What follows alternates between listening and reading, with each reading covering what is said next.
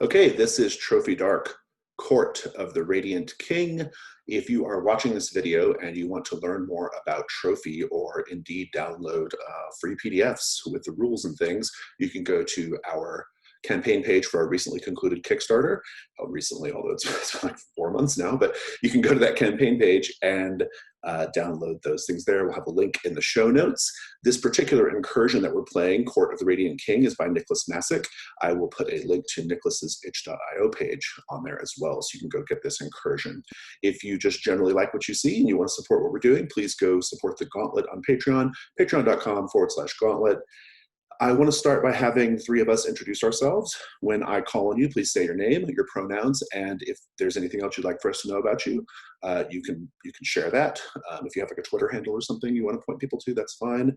Or you can share nothing, that's fine as well. I'll start. My name is Jason. I use he, him, and I'm the founder of the Gauntlet, and I'm the publisher of Trophy.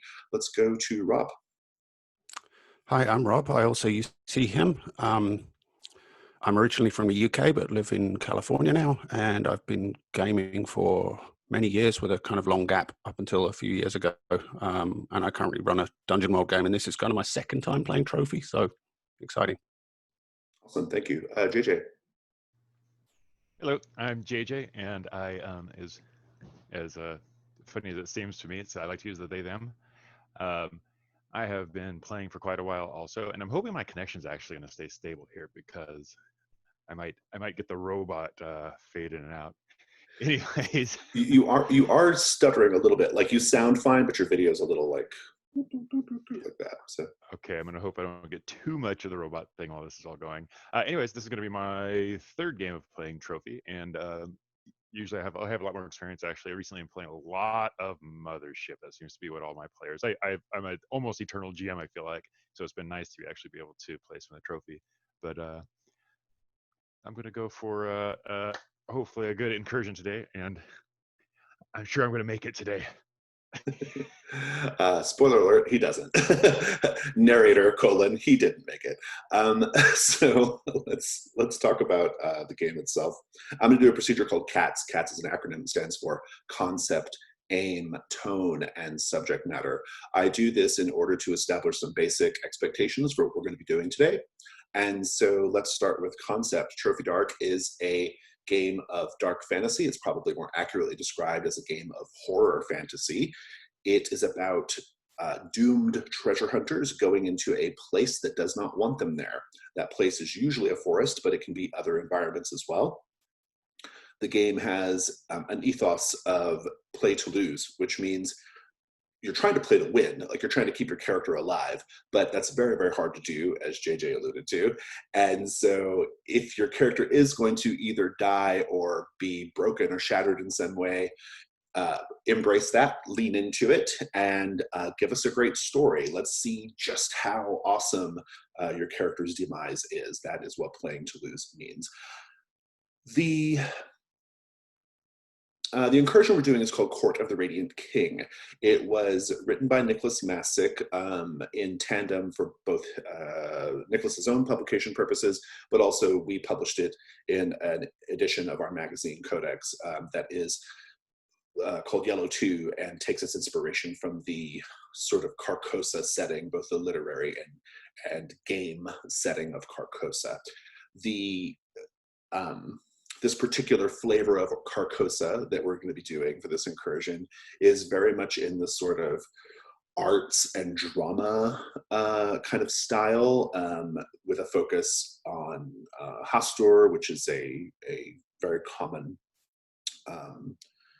sort of Cthulhu mythos motif of Carcosa as a setting. And so it's very like that, very arts, very dramatic, very people in masks, roaming around dark courts, that kind of thing, right? So that's kind of the the concept of what we're doing today. The aim of today is, after I'm done with my spiel, we're going to create characters. And then after we create characters, we're going to introduce them. And then I'm going to go through some preliminary matters about Dark as a game. And then I'm going to introduce the incursion, and then we're going to take a little break. When we come back from the break, we'll continue proper play. I anticipate being able to finish the incursion easily within our time slot, especially with just 2 players. It's a much faster game with 2 players. The tone of this session is going to be dark. And this particular incursion has a very sort of Gothic or Baroque darkness to it. I think that's the right flavor and feel that we're going for. Maybe not a huge amount of space for levity, but it's okay to have some, as long as we're maintaining an overall dark tone. In terms of subject matter, unlike many incursions, this one doesn't have like any big, like, flashing red warning sign subject matters. The incursion we played last week, for example, is really intense body horror. And so I always like to throw that out there. This one doesn't really have anything like that. It's much more about like beauty and arts. And it does have some darkness though, and it does have some pretty, grim and gross moments, but that's pretty standard trophy stuff. We're going to be using 3 different safety tools: the X card, lines and veils, and the open door policy. Let's start with the open door policy. That was the easiest. Basically, if you want to leave the game, you're welcome to leave. You don't have to explain yourself. You can just say, I'm peacing out, and then you just leave. In terms of the other 2, the X card is the way that we're going to be doing that in this context is you just say it out loud or type it in the chat. And basically, you would use it if something happens in the game that you either find triggering or just unpleasant or just does not fit with your fun. You can just exit out. You will never have to explain what that is. I might ask for clarification just to make sure we're going to be changing the right thing, but I won't ask you why are you exiting the thing. And then we're going to be doing lines and veils. That's my preferred safety tool. I think that's the most effective one personally. Lines and veils, basically lines are things that we do not want in the game under any circumstance. And then veils are things that we're okay with being in the game, but we prefer not to role play it. I'm going to say my lines and veils, and then I'm going to give you both a few seconds to think about yours and say if you wish to say. If you don't want to say it on the call, you can just message me on Discord, and I will be sure to relay that to the group. So my lines, I do not want any sexual violence. I don't play games with sexual violence, and this is not going to be one of them. So it's not going to be the first. So we're not going to do that. I don't love violence against small children. I'm trying to think about the incursion. I don't think it's going to come up, so we'll just put that behind a line. In terms of veils, I'm okay with torture being in the game. I prefer not to role play torture if we can avoid that. I'm okay with it happening off screen. I just don't want to RP it. So I will now wait a little bit to give you both a chance to say your lines and veils. Otherwise, like I said, you can just hit me up on Discord. I'm fine with those. I just want to make sure that I just know everybody else's, but I'm pretty much good with everything you've gone through. Yeah, same here. Those are good with me. All right, then. Now let's do character creation in that case. So I am now going to stop the video. So watchers of the video, we will see you in a split second, actually, as it turns out. Okay, we are back. Let's go ahead and do character introductions. Just introduce your character by name, by occupation, by background drive, and rituals. And if you know anything about your character's backstory at this point, by all means, go ahead and say so. But my playstyle is a little bit more, we learn about your character as we go, so I don't mind if you don't know much about them yet, but if you do, please say so. I'm going to go in the order of the sheet, so JJ, tell us about Teodon. All right, so I'm playing Teodon. Him was apparently, and I have no idea about his background. I kind of semi-randomly chose from the drop-down. So he's a sellsword, forlornly wishing to win the heart of the heir apparent of Nagane. Is that the... and I think that's all that I know about him right now. I think that he might be a little bit more gruff, than fainting, because that's what I feel like playing like. Somebody's thinking that he's well equipped and ready to do things. And I did take one ritual, so I believe I have 2 ruin, and so I'm just imagining I'm being able to like hold something in place and going over there and duel away. Nice. So to be clear, that ritual is bind, which allows you to hold a person or animal in place. And what skills do you get from your occupation and background? What are we kind of looking at there? Oh, from the sellsword part. So I'm getting the athletics, defense, weapons, which feels like sort of a more classic fantasy RPG set of skills. And forlorn romantic means that he's skilled in despair. I might have to do this a few times, actually. I feel like that will come up. Yes, I think it's going to come up. Good. I don't think I have any questions at this point, although I will have lots of questions as we play, especially about the heir apparent of Nagane, who you're trying to win the heart of. Let's go over to the next character. Rob, tell us about Orlin. Also, here's where I mentioned that in 95% of trophy games I play, I have a character called Orlin in it. So, Orlin's a popular name. Go ahead and tell us about Orlin. So Orlin is a defeated officer who is now a historian. His drive is to retire in comfort to the Rose District of Amberette. So I'm picturing someone who carries a lot of shame from this defeat and his former employment as an officer, and is looking to regain enough respect and wealth that he can just quietly fade out of life. As a historian, he's skilled in appraisal, law, and rituals, and as a defeated officer, he's skilled in tactics. He carries 2 rituals, guide, which allows him to conjure a golden thread to follow, and project, which allows him to observe a remote location in spirit form. So his starting rune is therefore 3. Wonderful, thank you. So, I think I'm pretty good to go there. Let me talk a little bit about Trophy Dark as a game. And in particular, there's one game concept I want to highlight for both of you, but also for people watching the video. So the principal die roll that we're doing is called the risk roll, and it governs almost every action in the game.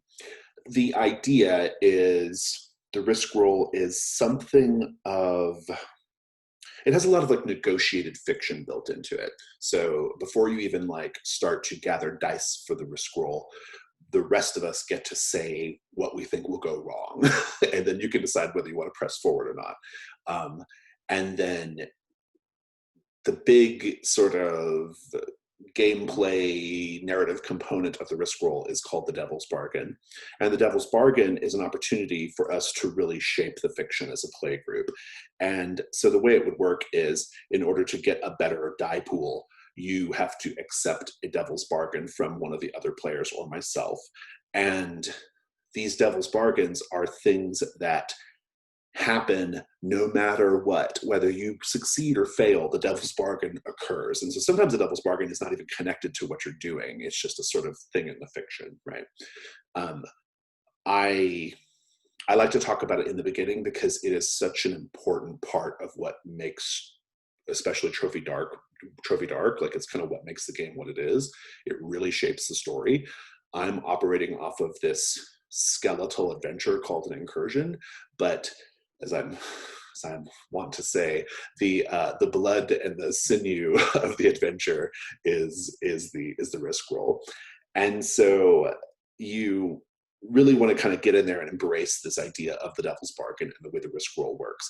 And there's no don't feel inhibited by what you think makes sense. Like, you can offer something, a Devil's Bargain, that's just completely out of left field and wild. That's okay. If I think it's something that's just a little too far gone, I will say so as the GM. But for the most part, I'd rather reel you in than you present something that's not interesting, right? So by all means, feel free to kind of go crazy with that. And you'll kind of see how it works, because in the first few die rolls, I will try to go big with my Devil's Bargains so that you understand kind of what we're working with. And I think that's the main thing I want to kind of throw out there as far as the game's mechanics. So with that said, I want to go ahead and introduce the incursion, and then we'll take a short break.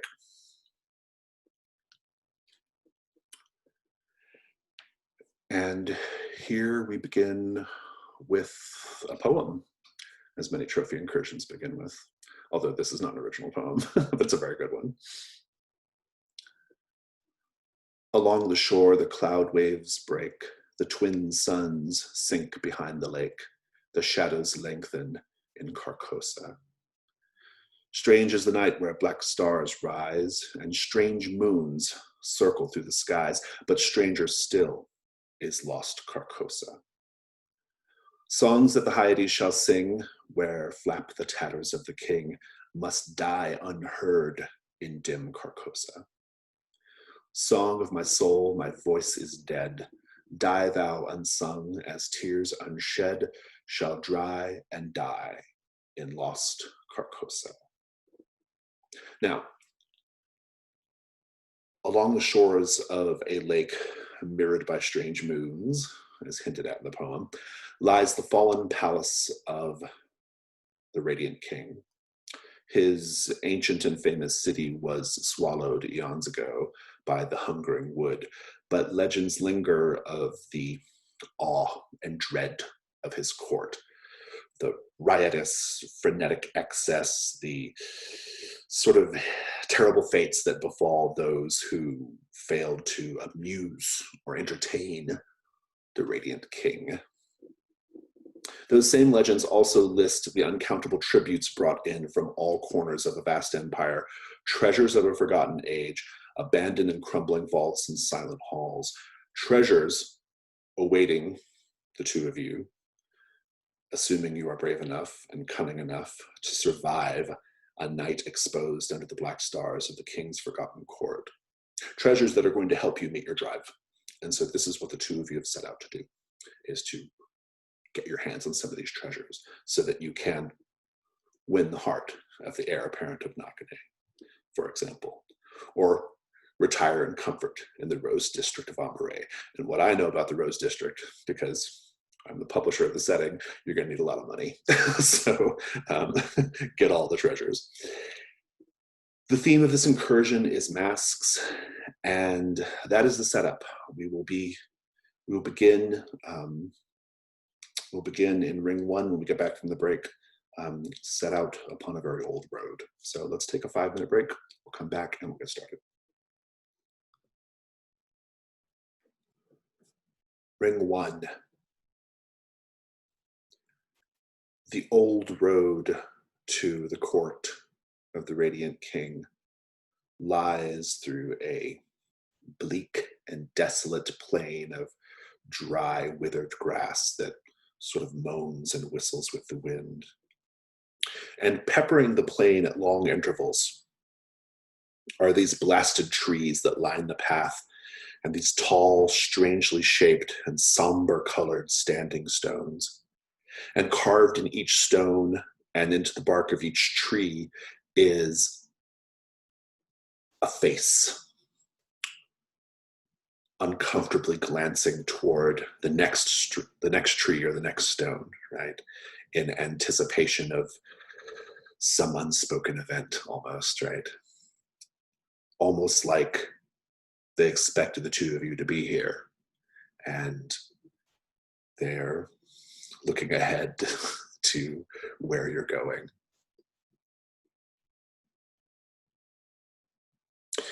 Overhead, the cold sun is all but invisible, shrouded by low, lead-covered clouds. The air is raw and chill, and aside from the sighing of the wind through the boughs of dead trees and the whispering of gray grass in the earth, there are no sounds. Very quiet. No bird, no beast, no insect sounds, nothing. Even your footfalls are swallowed up by the silence. And so let's start with some questions. A question for you both, and whoever wants to answer first, after you take a moment to think about it, please do.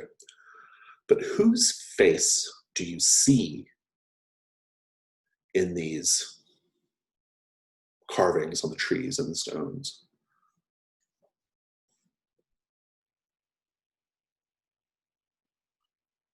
I think Orlan sees the face of an officer who died under his command,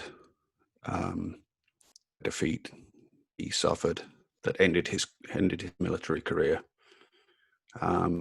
a young, promising lieutenant who was killed in an unnecessary fashion. Were you responsible for this lieutenant's death? I certainly feel that way, yes. Interesting. And so this is why you are a defeated officer? Like, did you quit because of this? I think certainly I quit because, or my career was ended, whether that was my choice or not. I'm not sure. Because of the defeat at that battle in which this officer was killed. Yeah. Good. Yeah.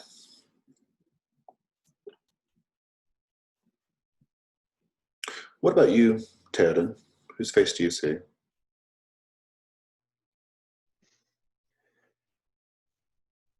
I think that I see the aunt who raised me, with sort of uplifting tales of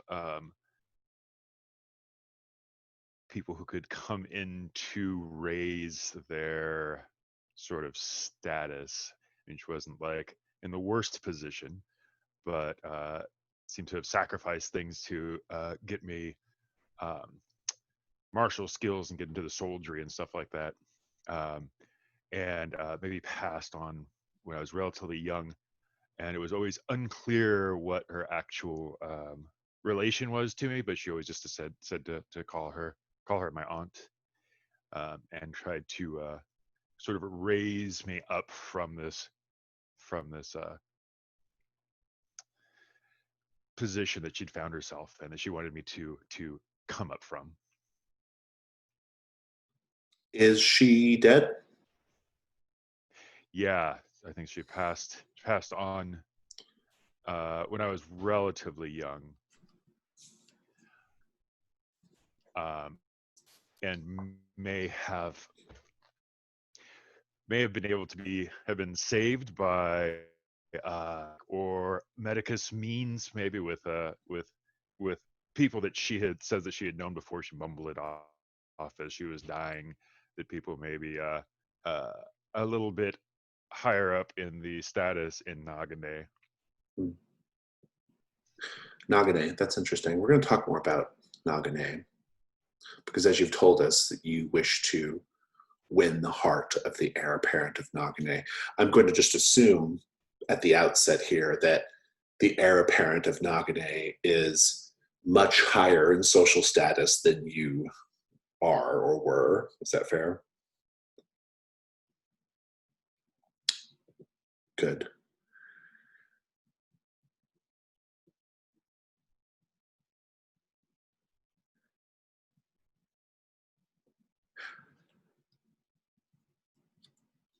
As you draw closer to this bleak tangle of woods, at the heart of which is the court of the Radiant King, a mournful wail undulates from within the tall grass, and then another, and then another, kind of building steadily into this terrible, mournful chorus. And you start to see these misshapen beasts emerging from the woods. They're on all fours. They are very shaggy looking.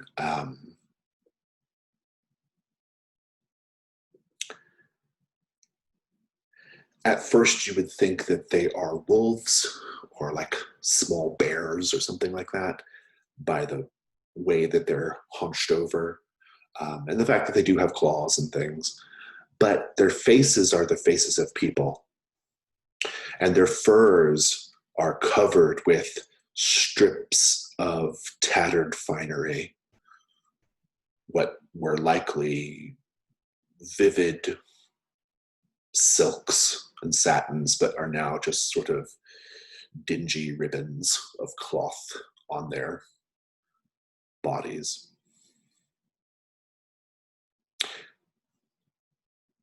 Normally in Trophy Dark, you cannot meet monstrosities in combat because you lose automatically.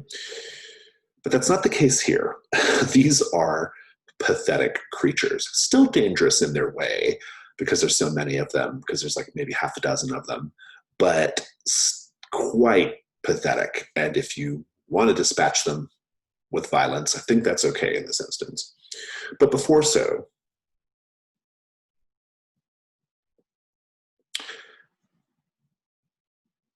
you do that, if you do that, as they get closer and their faces become more illuminated by the gray light,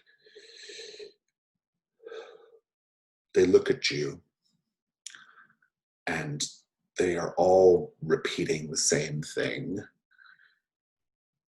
How came I hither? How came I hither? How came I hither? And they are just advancing, saying this over and over again. How came I hither? A question for Orlin. In what oddly specific way or ways do these creatures' humanoid faces and features resemble the two of you?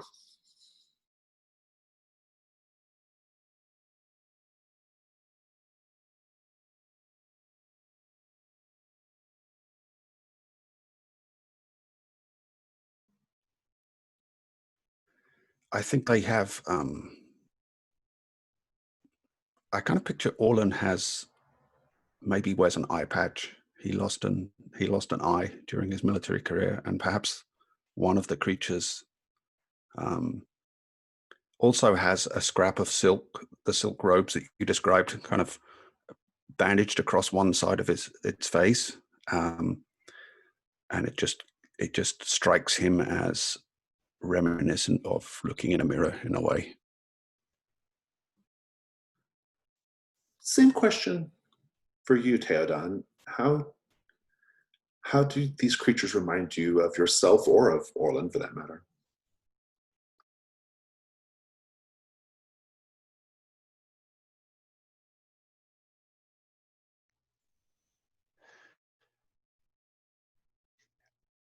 I think that as they come up, I was going to say something with the eyes also, but I think that maybe a gesture of how I'll tend to stop and look into the distance or look around sort of warily as my job to be ready has kind of gotten me to do. But they'll stop and sort of do the same look with like a slight frown that I do when I'm looking around trying to be aware.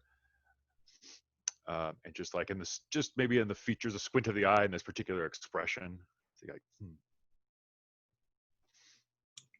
Good. And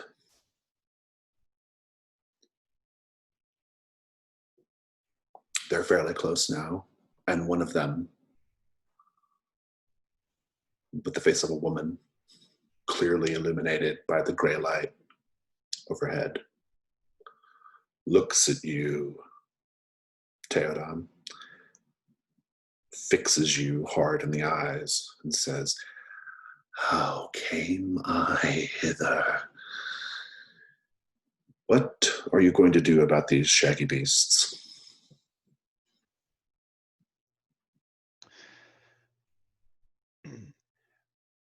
so I'm relatively careful, but nonetheless, I'm also ready with a bit of steel.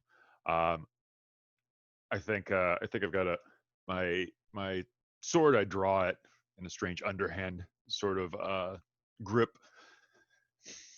and look, shaking my head, and I kind of almost like going back to back with Orlin, seeing that we're both relatively martial. But I kind of tap him and I go, what say you, Orlin? Should we engage these things? I don't trust their visage.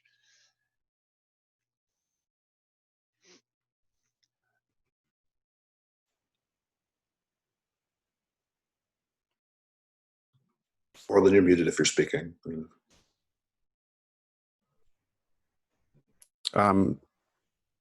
There seem to be a great many of these creatures. Are we capable of taking them on?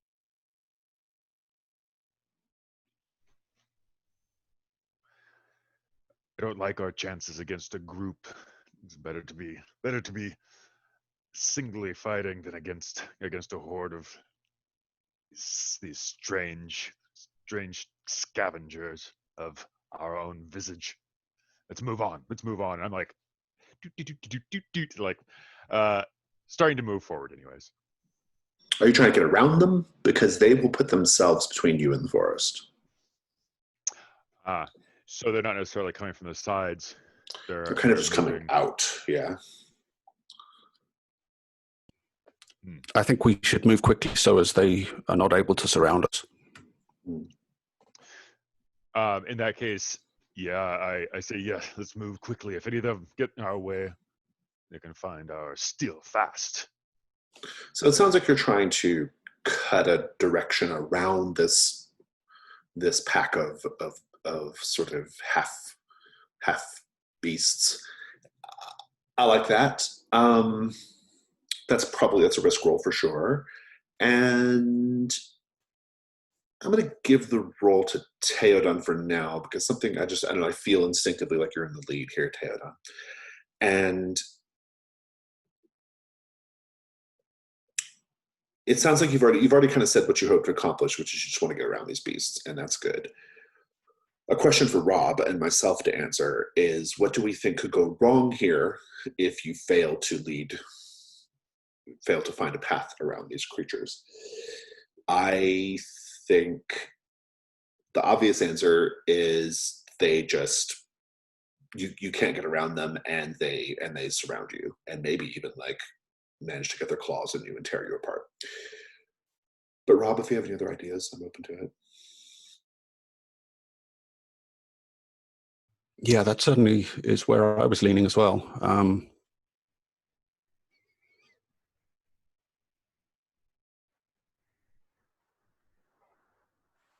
Yeah, nothing else springs to mind. But that's totally fair. Yeah, getting surrounded is exactly what we're trying. Yeah, absolutely. So let's talk about your skills then. Let's talk about your die pool. So you get a light die if you leverage one of your skills. So Teodon, I'll let you. What do you think of your skills? Which do you think is probably most? In this case, I'm trying not to engage, so I'd say in the weapony area, defense probably works pretty well. I'm trying to hold them off as we move through. Fighting if need be, but basically trying to keep them at bay. No, I agree. The defense skill is appropriate here. The second light die you can get by accepting a devil's bargain from either myself or Rob. Let me think on it for a moment.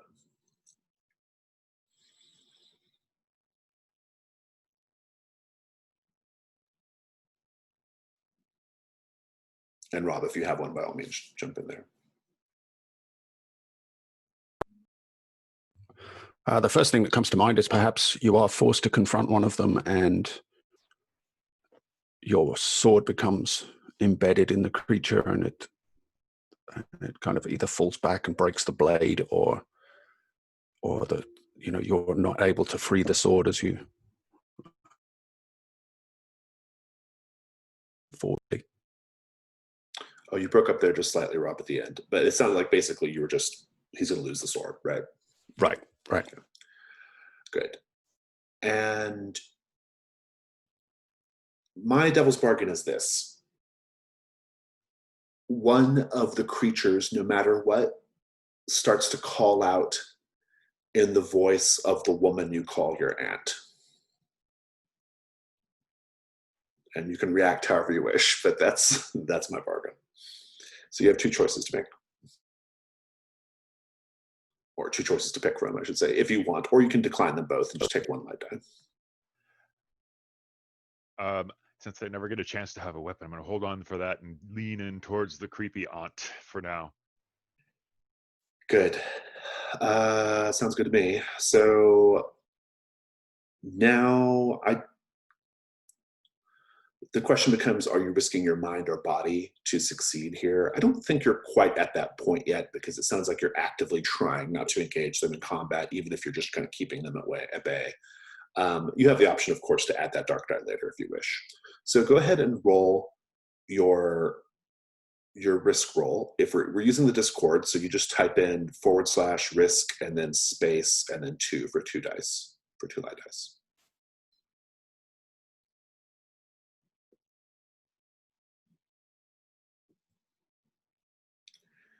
And the result is a 6. That's excellent. It doesn't get any better than that, in fact, 6 light.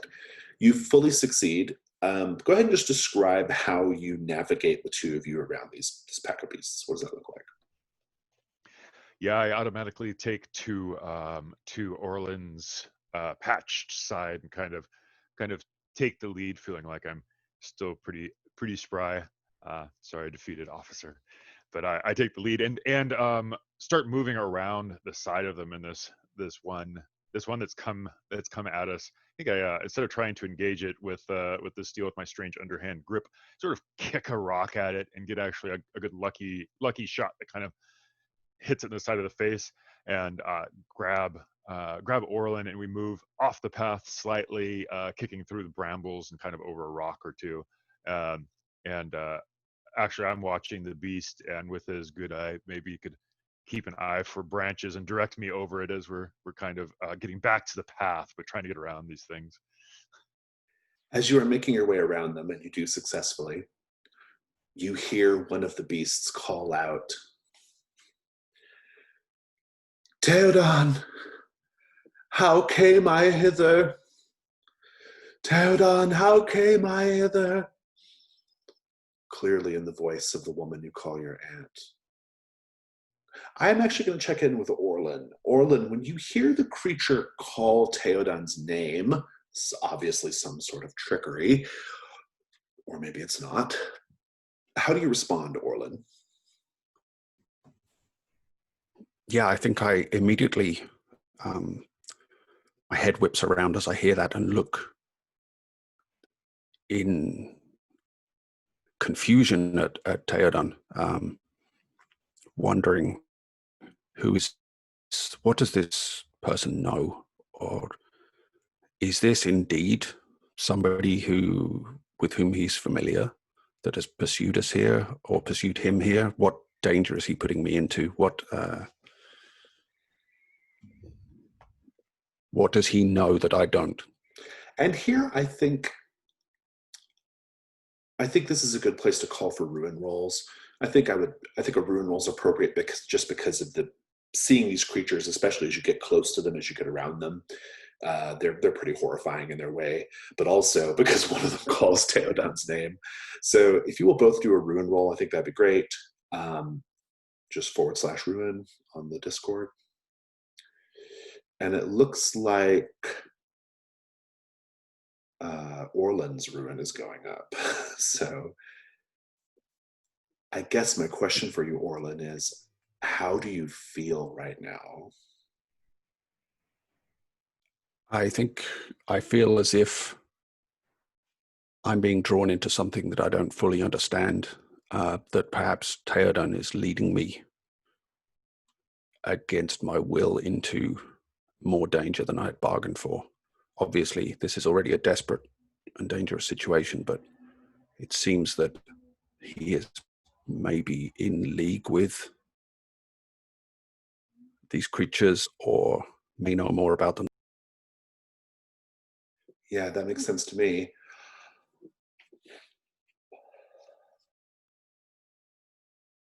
Teodon, your ruin didn't go up, but you did hear one of them call out in the voice of your aunt. I'm curious how you're feeling right now. How do you respond to that even?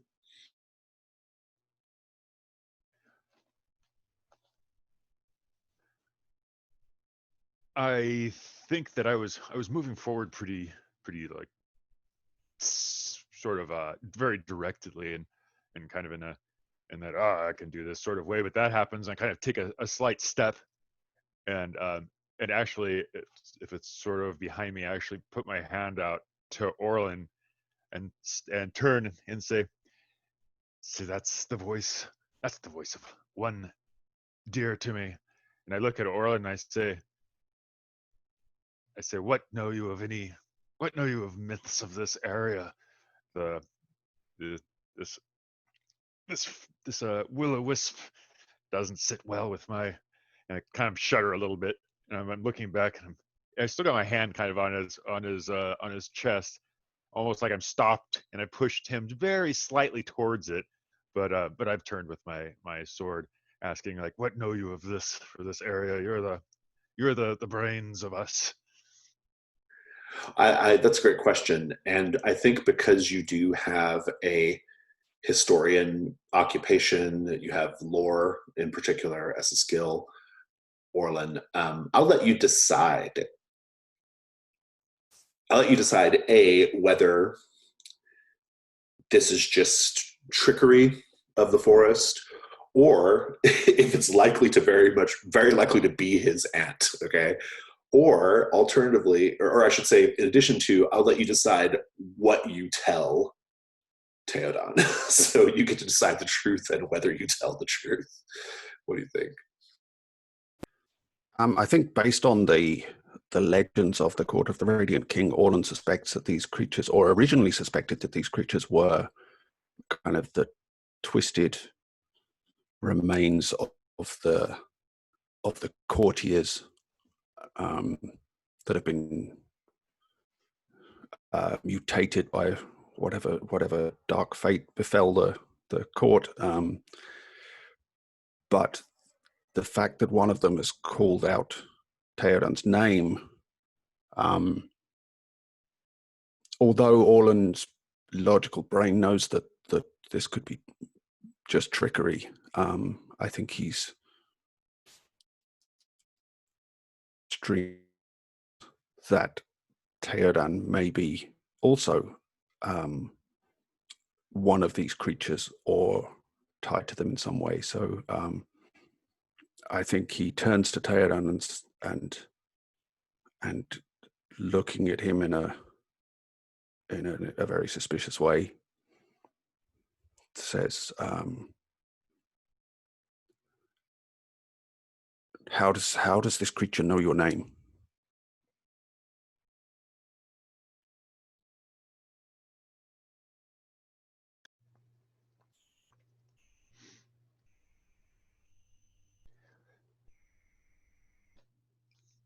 Perhaps the spirits caught up the soul of my aunt, and as I don't know these things. Come, we have to keep moving, keep this thing away from me. I like it not. I'd rather fight a clean fight against something with heart and with blood.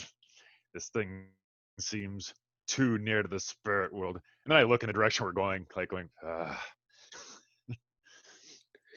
I like it. Orlin, I owe you a condition because of your ruin going up. And I think you've given me a great entree here to this condition, which is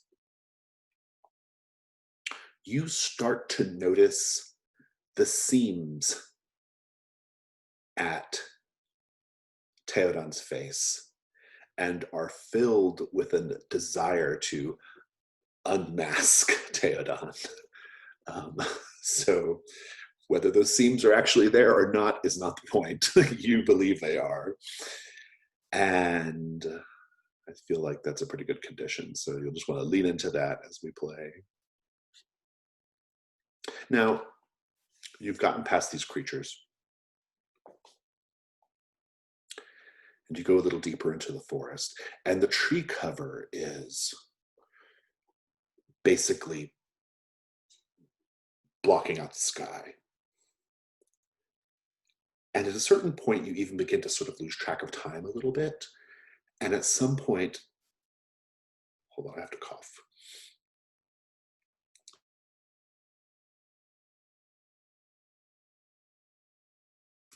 Sorry about that. I don't have COVID, I promise. Not that it matters because we're remote, but at some point, the trees part, or the canopy parts overhead. Like you get to a place where it's thinned, and there's a night sky above, whereas it was the day when you entered. And you look up above and you just see this endless vista of stars in this inky blackness.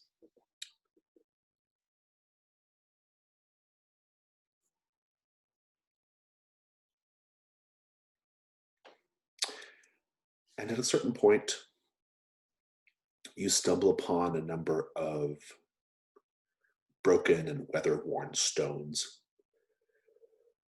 covered in moss, sunken into the earth, the headstones of forgotten graves, though the graves themselves are absent, I suppose. Like the ground does not seem very, very intact. It's all just sort of a dug up in a muddle. The headstones lack names or dates, but each bears a face very similar to the faces that were on the trees and the standing stones out in the field before you got in the forest.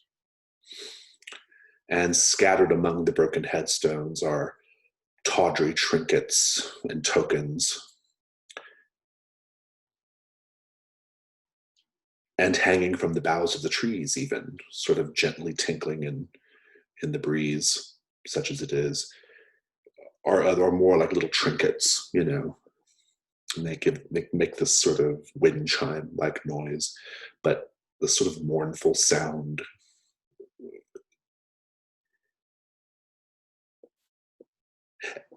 And you even see these trinkets arranged in little piles reverentially, maybe like shrines, you know, here and there. And if you take a look at the trinkets, you'll notice the trinkets all bear this mark in some way, a same mark, this spiral that's been branded into them or carved in them.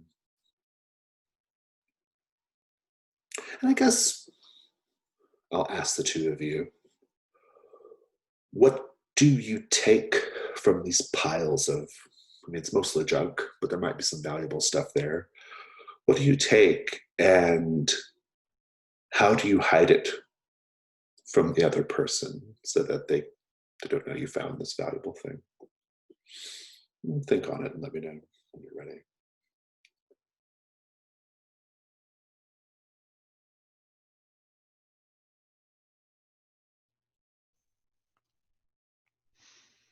I think Orlan finds a rather ornate dagger that is that has a jewel in the pommel that he thinks may be actually quite valuable in comparison to a lot of the detritus that's piled up there. And he takes it and conceals it in his waistband at the small of his back, eyeing Teodon very cautiously as he does so, especially the seams that he imagines he can see around the edges of Teodon's face, and his, you know, his mind turns to whether this dagger would be potentially a useful implement in if it becomes necessary to unmask this person. Indeed, indeed. What about you, Teodon? What do you take? Funny enough, I've been sticking on towards his patched side. So I am kind of like, but when I see him, I go, I guess we should check to see if there's anything in these spots. I'm like, and if he moves over to the side to look at something, I'm like, nothing here, nothing here, and look down and see a pile. I see a pile of things that might be considered toys but aren't quite toys. So like what I actually take is a tin rose.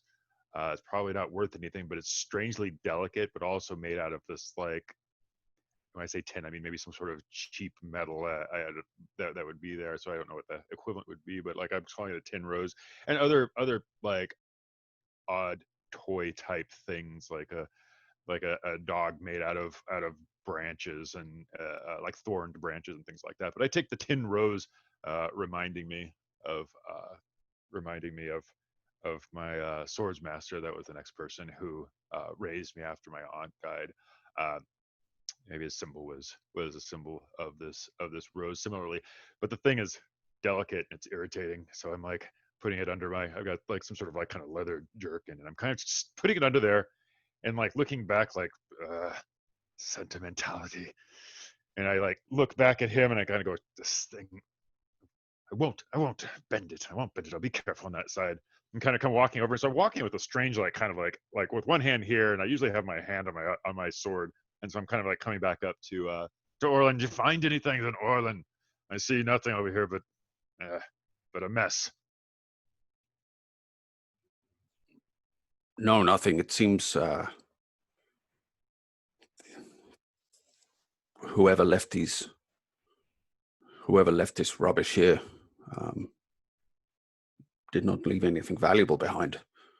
But I think Orlin is also eyeing curiously Teodon's posture there and wondering if what he's seeing is Teodon concealing something, or is Teodon giving a hint as to his true shape, which might be something like one of those creatures that we just evaded. Very good. And so passes ring 1. Let's take like a 2-minute break just to get some water, and then we'll come back.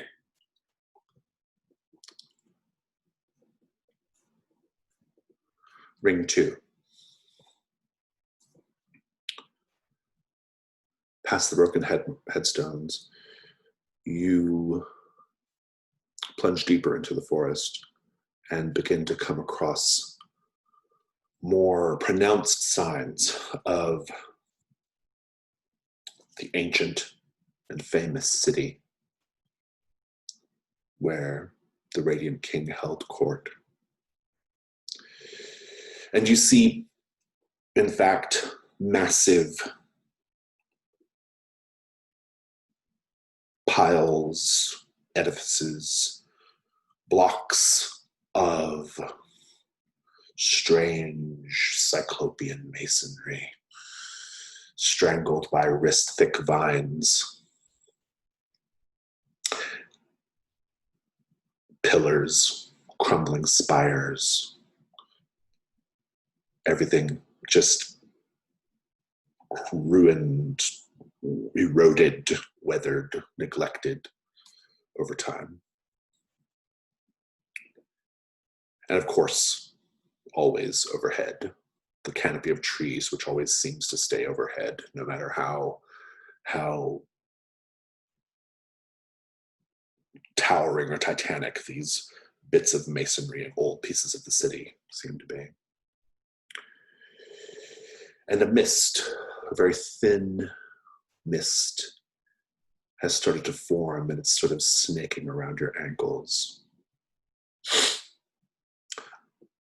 I want to check in with Orlin first.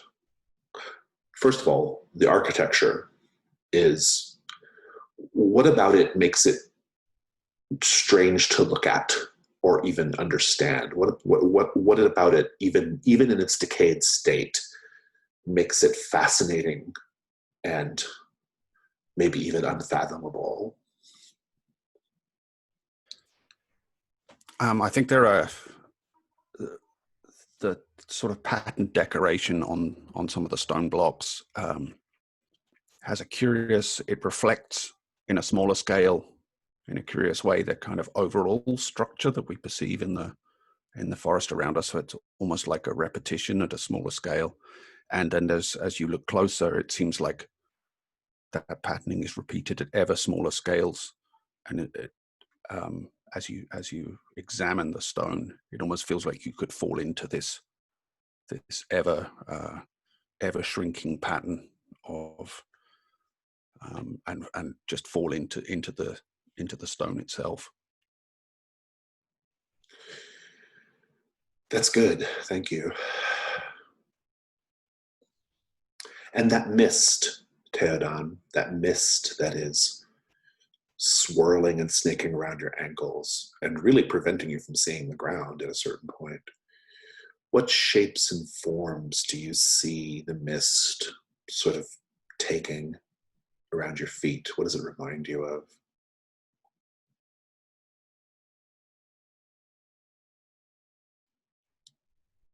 That was for Teodon.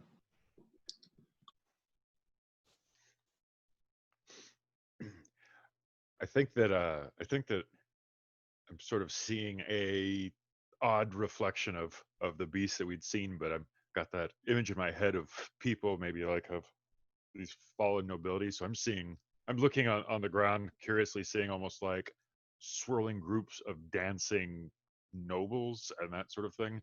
And the light coming in and out, excuse me, the shadows coming in and out of the mist around our feet, and I kind of kick through it, and it swirls off into patterns. And I'm kind of looking around at the architecture, and the patterns strangely matching up with the architecture, and look down, and the mist is settled again, and I see as our feet go through it, just these dancing figures swirling around us. And I'm getting a little disconcerted a bit, just kind of, I keep looking down rather than looking up. I'm like, oh, I should be looking up.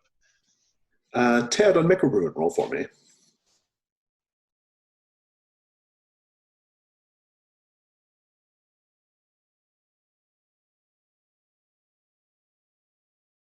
Looks like you got a 2, so you're holding it together. Orlin, what myths and legends, you're a learned man, what myths and legends have you heard about the Radiant King and the fate of his accursed court? Like, what did you know before you walked in here?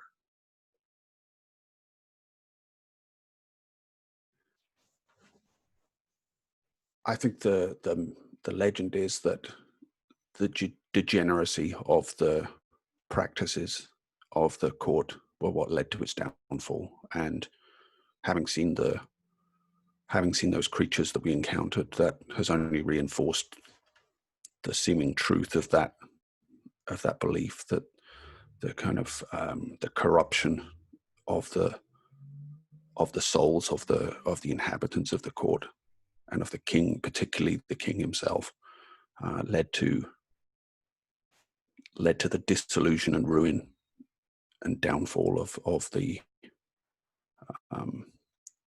his entire domain. And again, here you see periodically that spiral symbol that you saw on the trinkets further back. And this spiral, I think you've also seen it the one time that you visited the Rose District of Amberay. You saw it on a building or on a door or something like that, someplace in the Rose District of Amberay. Tell me about, maybe not right away. If you know the answer, please do. But if you want to think on it, you can. But I want to know who occupies that building in the Rose District that has the spiral symbol. Who are they? And anything else you can think of. But I'm just curious, like, about that connection. Is there a connection between the two?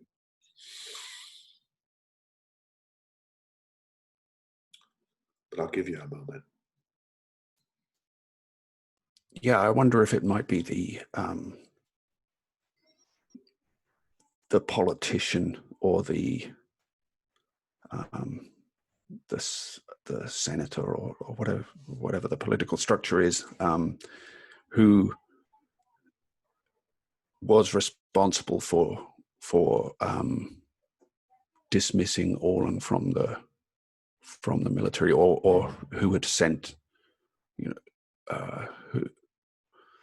who was instrumental in the kind of the battle that occurred, which led to Orlan's downfall. So this is kind of someone Orlan sees as a privileged,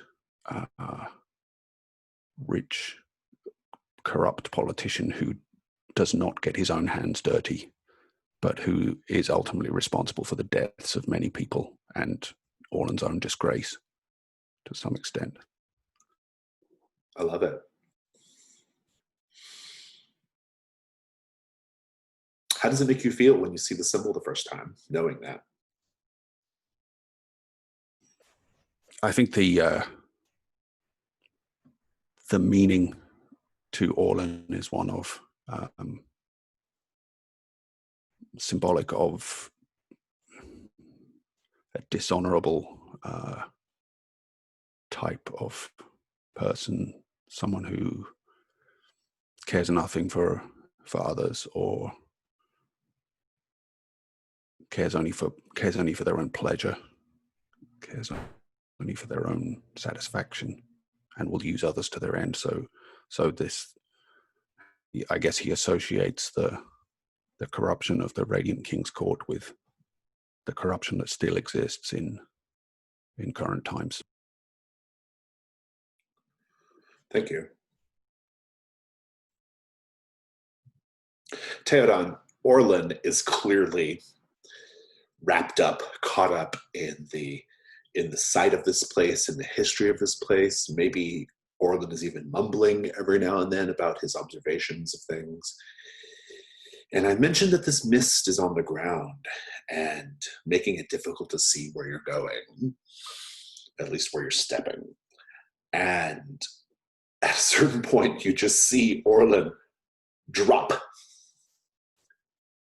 And the mist rolls away, and Orlin is clinging to the side of a gap that plunges down into some darkness.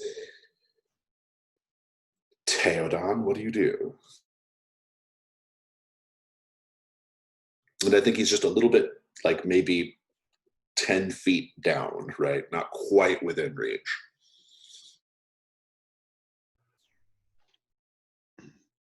Yeah, the first thing I say is no, not again. And I just in general, I go skidding over there, and I probably flatten my tin flower. I realize the rose must have gotten into my head, so Teodon thinks any flower is a rose.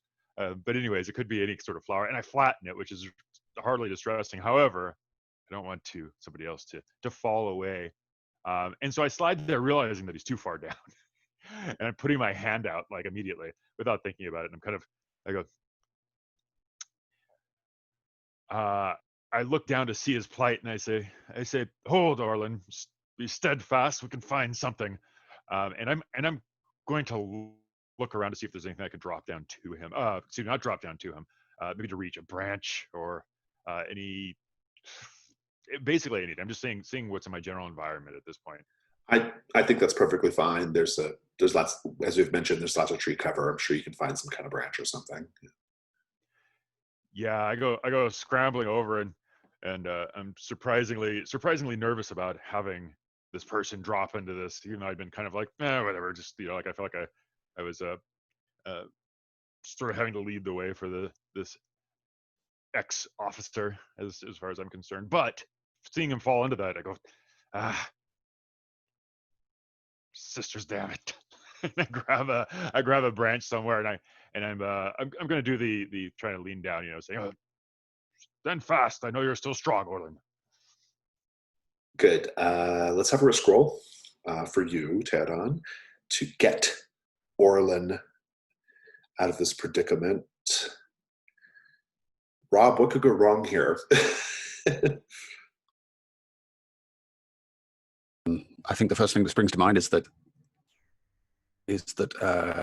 Teodon could fall alongside me. He tries to reach too far, or he overbalances, or my weight is greater than he anticipated, and he's pulled over the edge alongside. Yeah, that's pretty good. I think that there could also be maybe something in the darkness of this pit that is grabbing hold and pulling from the other side as well. But who knows? Let's talk about dice. Ooh, athletics, I guess, is the skill you're using here, Teodon. Makes the most sense to me. That was what I was going to say, is just like springing to action and being... Yeah. I think that's good. Devil's bargains. What could happen no matter what? I might do a variation of my fail condition, which is there is indeed something in the darkness that you have to contend with no matter how this shakes out.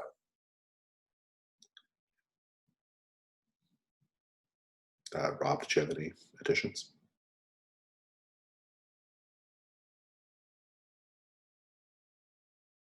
Yeah, I was thinking along the same lines that perhaps there is something grabs hold of me at the last minute, and we end up bringing that up along with me.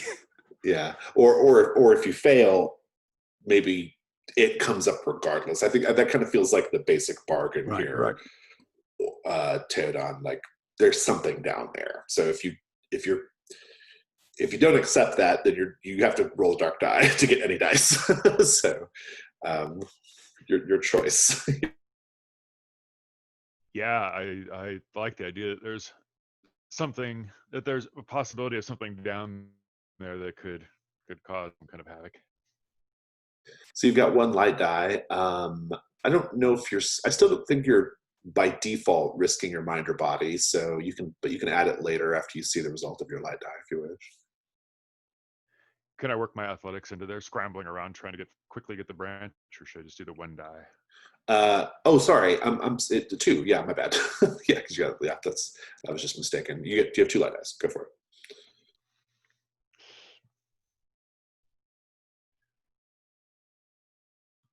It looks like the result is a 4, which is a success, but a mixed result. I think the mixed result is you manage to get Teodon or Orlin out safely, but it puts you on the back heel against whatever comes out of the darkness. So you're at kind of a disadvantage in that. To the point where I think both of you may have to make risk rolls to get out of it. If you don't want that, you can add a dark die and then roll 2 light dice on a dark die to try to get a 6. I feel like I was scrambling around a lot, and absolutely, if there's anything in there, I was unprepared as I smashed my little trinket that I found in trying to save this damned historian. So yeah, I'm definitely on my back foot, so to speak. Good. We'll go ahead and just describe it then. What does that look like? And then I'll describe when the creature comes out, or whatever it is comes out. Yeah, I had dived down and actually somewhat let go. I usually have my hand on my sword. Let go and kind of did the sliding across the ground a little ungracefully. Flopped down, said, be steady. And I'm sort of doing a crab crawl over to grab like a branch and just grab any old one. There's leaves and stuff on the end. So they're actually obscuring what I'm seeing as even as I'm looking down, whether or not there's any light or anything like that. And I slide back and sort of splat leaves at Orlin, but luckily I think there's enough handhold to grab onto it. Maybe stuff going over him and past him, wiggling into the darkness. And I'm just more worried about trying to get him out and pulling the branch. And so the branch is still sort of down there. When his hand is near enough, I try to clasp it. So the branch is still kind of down there. And I'm like off balance. I'm pulling him up and sort of falling to the side. I'm still trying to keep this side from being smashed. Now the thing's already probably smashed underneath, but I still feel like I'm trying to. So I'm flopped over to one side. Sorry, as I literally flop over to one side with maybe his hand, with him standing up, and I'm kind of still down like this, and my other hand maybe at the edge of the branch, but just getting ready to drop it. So both my hands are in action, and I'm sort of halfway on my back, having lifted him out or helped pull him out. Good. And as the two of you are there, kind of prone, rising up out of the darkness is a quite large figure. You hear them first, though. You hear this voice rising up out of the darkness that says, and it sounds like the voice of many people, actually, like a chorus of voices that says, "How came we hither?"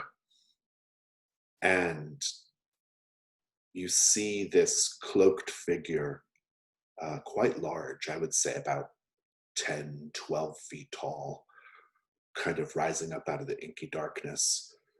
Hood, cloak, a face that is just like a featureless wooden mask, just a plain wooden mask carved with holes for the eyes and mouth.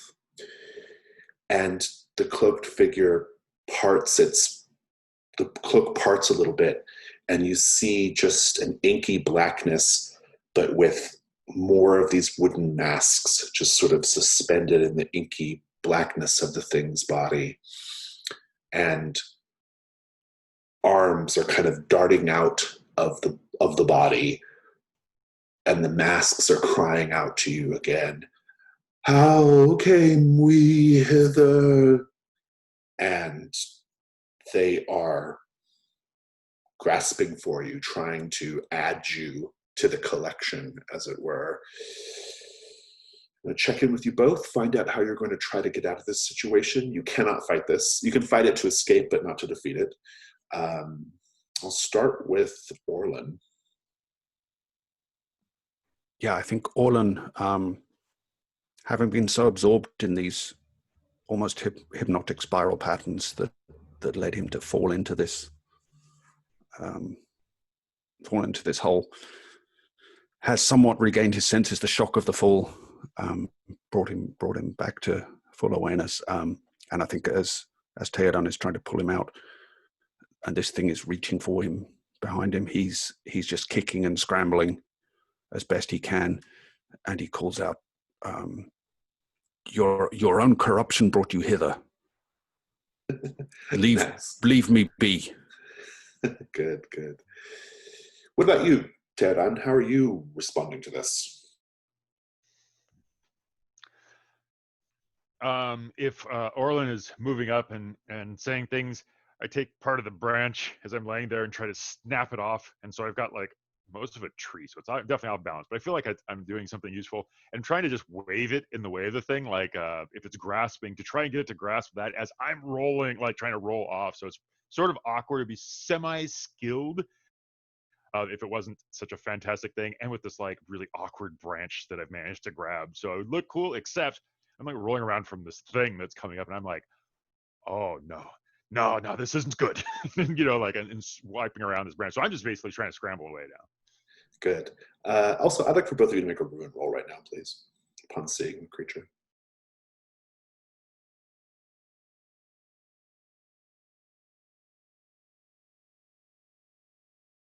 How did that turn out for you both? Looks like Teodon got a 3, which is higher than your current, so you bump up. And I got a 6. which you are also bumping up. So, Orlin, that puts you at 5. I want to give you the opportunity. I think this moment could be a good opportunity for you to try to get a reduction roll. So when you get a 5 on your ruin, you can do what's called a reduction roll. And basically, if you do something that betrays Teodon in some way, preferably surreptitiously, like you kind of,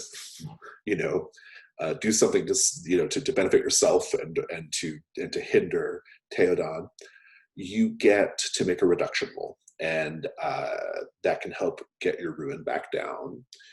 This feels like a good moment when you're both like scrambling, trying to get away from this creature. I like how you called the creature out. I don't know if that's how you were intending to like keep it away from you or not, if you were going to try to work some kind of angle like that. And I'm curious at this point, like, what are you doing? I think Orlan's finding his feet, backing away, and I think the relationship he's established so far on the way here with Teodon is that, Teodon is obviously a current military man, and Orlan uses his kind of recalls his commanding officer tone and just says to Teodon, "Hold it back." Oh, so you go ahead, sorry. Oh, yeah. Just hold it back. Keep it away from us. Nice. So you are basically like kind of getting into your like commanding officer stance here. That does feel like, I think that definitely justifies a reduction roll, because you're essentially kind of like trying to put Teodon in between you and the creature. Physically putting. Yeah, Right. I like that. Go ahead and make your reduction roll. Go ahead and do reduction and see if you get to lower your ruinity.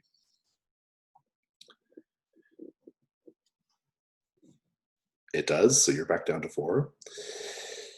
Well, Teodon, how do you respond? What's going on here? Okay, yeah, hearing that, I actually go for the hold the line kind of thing. So I was somewhat fumbling around, had the branch out, and I actually uh sort of butt it into the ground. I'm like looking back, saying, then move, then move. Uh, and like looking up, going, oh, this isn't good, and trying to get this whole branch in front of me. If it's not jumping forward or like lunging towards me or something like that, and I have like a second, I think that I would try to do my ritual here.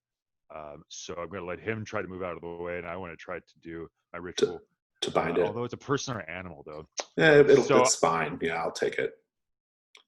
Okay, yeah, and that's as I'm going to try to plant the tree like it was like a pike, but then I'm letting go and I'm going to try and do this ritual, sort of like assuming that I'd be able to make some time for him to get out of the way, and in theory for me to be able to move on. I think so. You're doing the bind ritual. I like that a lot. I think that doing it in a hurry like this is not ideal. And so it probably just raises the stakes quite a bit, right? Makes it more dangerous to do as opposed to if you had like some time to prepare. But if you're cool with that, I like it as a risk roll. I think it's good. And I think I'll let it stand for both of you escaping. So that's good. Rob, what could go wrong here?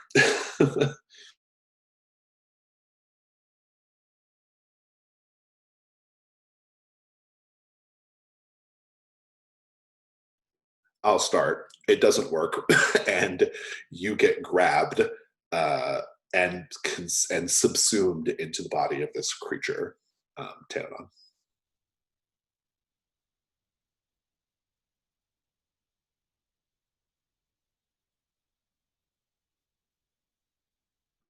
Another possibility might be that the ritual kind of misfires and either binds Teodon himself or binds Orlan accidentally. That's pretty good too. So it's my decision to make ultimately, but if we're pressing forward with this, Teodon, it's pretty clear what you're trying to accomplish. Let's take a look at your skills. Defense, I suppose, is what you're going for here, but maybe even despair, because these creatures are they seem like they're caught up in some kind of despair, but I don't know, make your case, whatever you think. I sort of like that because I was actually starting to lean into the fact that I didn't want this other person to pass away from like in kind of my sphere of influence here. And I'm actually sort of liking having the despair part. Like, he made the command, and I feel like I don't want one more person to fall. Kind of, and now I feel like it's my watch, and so I'm like, yes, I will stand and do this thing.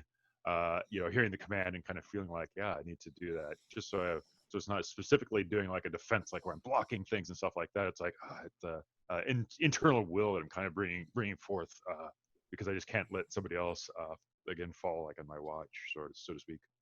Yeah, I like that. Devil's bargains. Let me think on that.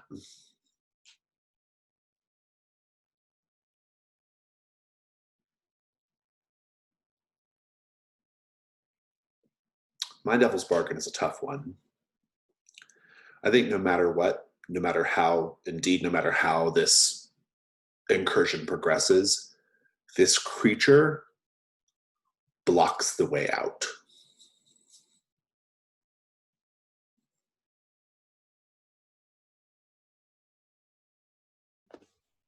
I was thinking in our desperation to get away, and particularly with the fact that Orlan is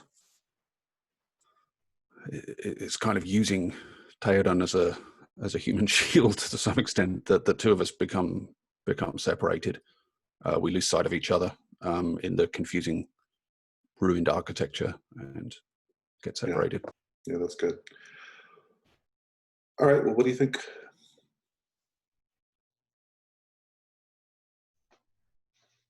Yeah, maybe I'll take if that one's on the table. I'll take that one as I stay to do my ritual, and Orland's able to move away, and if the architecture is And when there's unusual also a enough. fog rolling in too, so I mean, yeah, you just can separate that. That makes a lot of sense to me. Okay, you're up to 2 light dice, and you must take a dark die because of the ritual. So go ahead and roll 2 light, 1 dark. Risk. So you type it in /risk 2 1.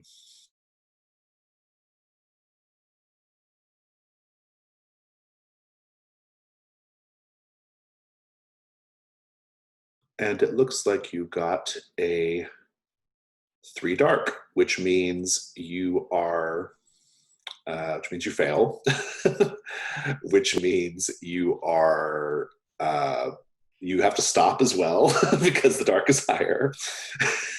Nothing good about this roll. I think this is the roll that betrayed your character in last game, if I'm not mistaken. And spoiler alert for Rob. um, so not good. Here's the problem. I'm going to take the fiction. You plunge the branch down, attempting to create some sort of locus of magical energy around it to bind the creature to it so that the two of you can escape. But one of those faces that are in the corpus of this thing pulls its mask away to be the face of the woman you call your aunt, the woman who raised you up, the woman who tried to, in some sense, set you on this path, right? And she looks at you and she says, Teodon, Teodon. And she's trying to tell you something, but the other faces, one of them reaches a hand around on her face and just pushes it into the darkness of the body so that you can't, so that she can't get her message across.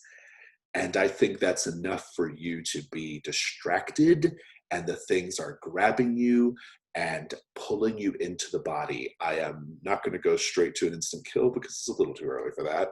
But I do want to ruin roll from you first, from Teodon. So please make a ruin roll. See how that goes.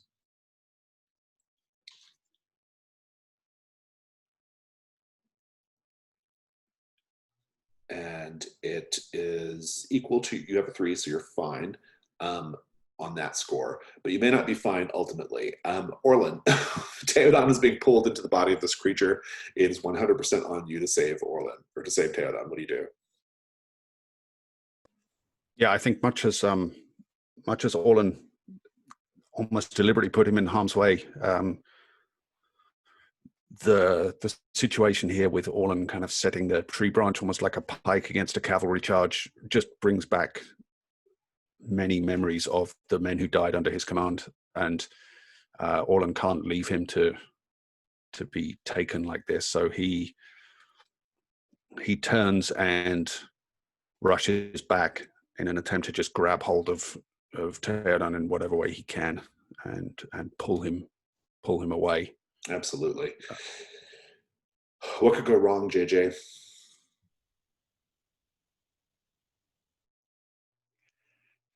There's an obvious answer here, but I'll let you have the obvious one. So what could go wrong? I think that I could end up plunging into the hole, into with the creature and everything as he comes up to try and grab me, instead with the branch and everything like that being buttressed, actually pushing me into the creature and just like being enveloped, maybe. Could be even worse. You both might get enveloped, right? I mean, it could just be a total TPK right here in Ring 2. Oh, if it got near enough. Yeah. Stakes are high, basically, is what we're saying here. Let's take a look at your skills to see if you get a light die from skills, Orlin. It's not looking great so far. I don't think. What do you think? Yeah, certainly my occupation skills are not ideal. I wonder if the tactics may count for something that I'm. Doesn't feel tactical. Feels like a sudden rushed attempt to get him out of there. It feels like the opposite of tactics, in fact. Well, Devil's Bargains may be your only chance for a light die. My devil's bargain is no matter what, someone either pretending to be or actually is Teodon's aunt comes out with you. That's my offer. JJ, do you have an offer better than that or different from that? I was thinking even if we pull out, we take some of these damned masks with us. And I'm not sure what they'd end up doing, but if they were just either stuck to us or we just were compelled to take it, or as we came out, some of them came with us. I like that very much. Tough choice, Rob. What do you think? I think I really like the idea of Teodon's aunt getting pulled out, because that really plays into my suspicion of that he knows something of these creatures if that happens. I think that's good. Yeah. Yeah. I'm wondering if the only other option I have for getting any kind of die here is I have this guide ritual, which can conjure a golden thread to follow. So I think so the most it can do is give you a dark die, but I think you're getting a dark die no matter what, because you're literally putting your body at risk here. So in my opinion, there's a better use of the guide ritual maybe to come and sounds good. Yeah, I think you're getting the dark die regardless. So I think you have like 1 light, 1 dark. So, 1 light, 1 dark. Okay. Yeah. So you do risk 1/1 on the die roller.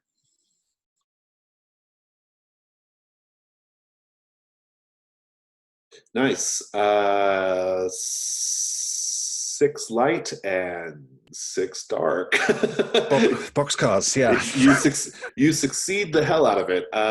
Your ruin goes up, but you definitely succeed. What does that look like? Give me the whole scene. Make it exciting. What does it look like?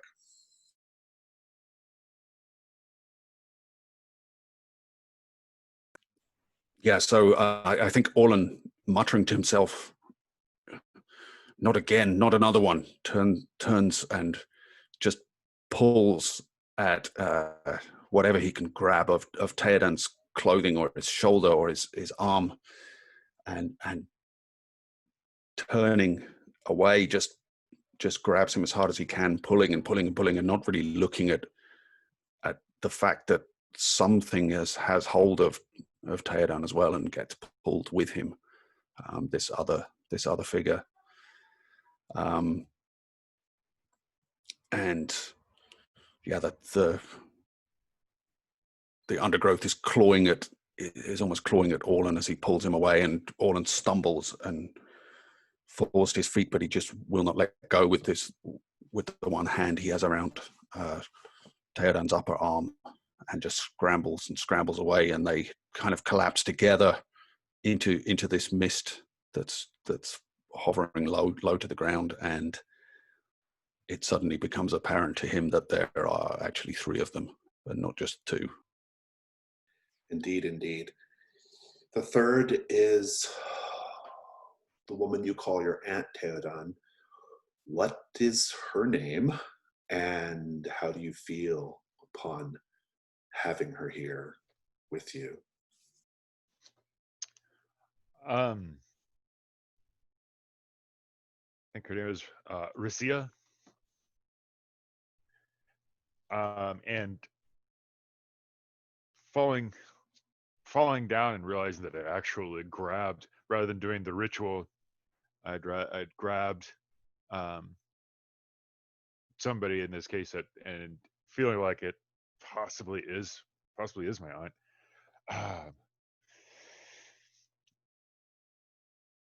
First I'm like, what deviltry is this? And kind of push her back and stand, but I can't almost let go. So I'm standing back and sort of help her up and look really, really confused, and sort of having forgotten Orlan now over to the side. I don't know whether he's risen or not, but I help her up, and I'm like, Racia, is this you? And I'm like, kind of with her shoulders there, and I go, it's impossible, and I embrace her, anyways.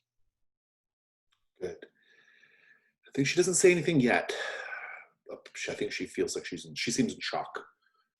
But we are going to find out more about her story in a bit. You get a condition because your ruin went up, Teodon. So let's talk about that. I haven't given it to you yet.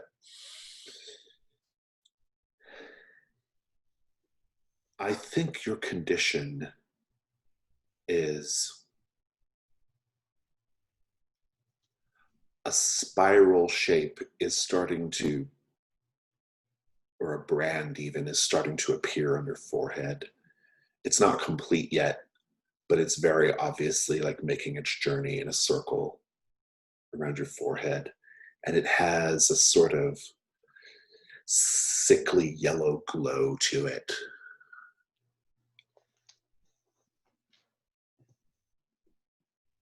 I don't even know, I don't think you're even aware of it until Risea moves her hand up to your forehead and begins tracing it on your forehead.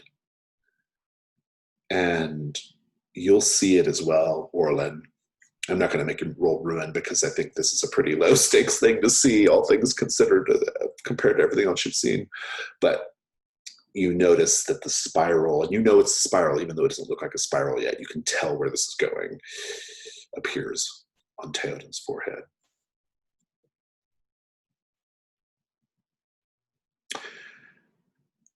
And I think that you walk for a time in silence. Risea isn't saying anything. I don't know if the two of you are saying anything to each other, but it's this, I think it's just this sort of, this shock that has kind of descended on everyone. The creature sort of scrambled back down into the pit. And I think before you even realize it, before you know it, the fog has rolled in thick and heavy. And you are separated from one another. Risea and Teodon are together, but Orlin, you're separated from them.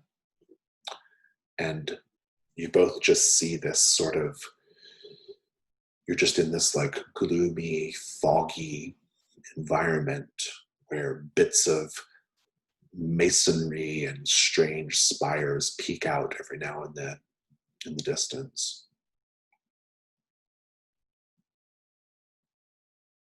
Orlin, you are at 5 ruin again. You have the opportunity to do reduction rolls, of course, to try to get that down. But I'm going to turn to you regardless right now and just ask, like, what do you do? Because for one thing, you're separated from Teodon and this woman, but also you're kind of lost. And so I'm curious, like, what you're up to.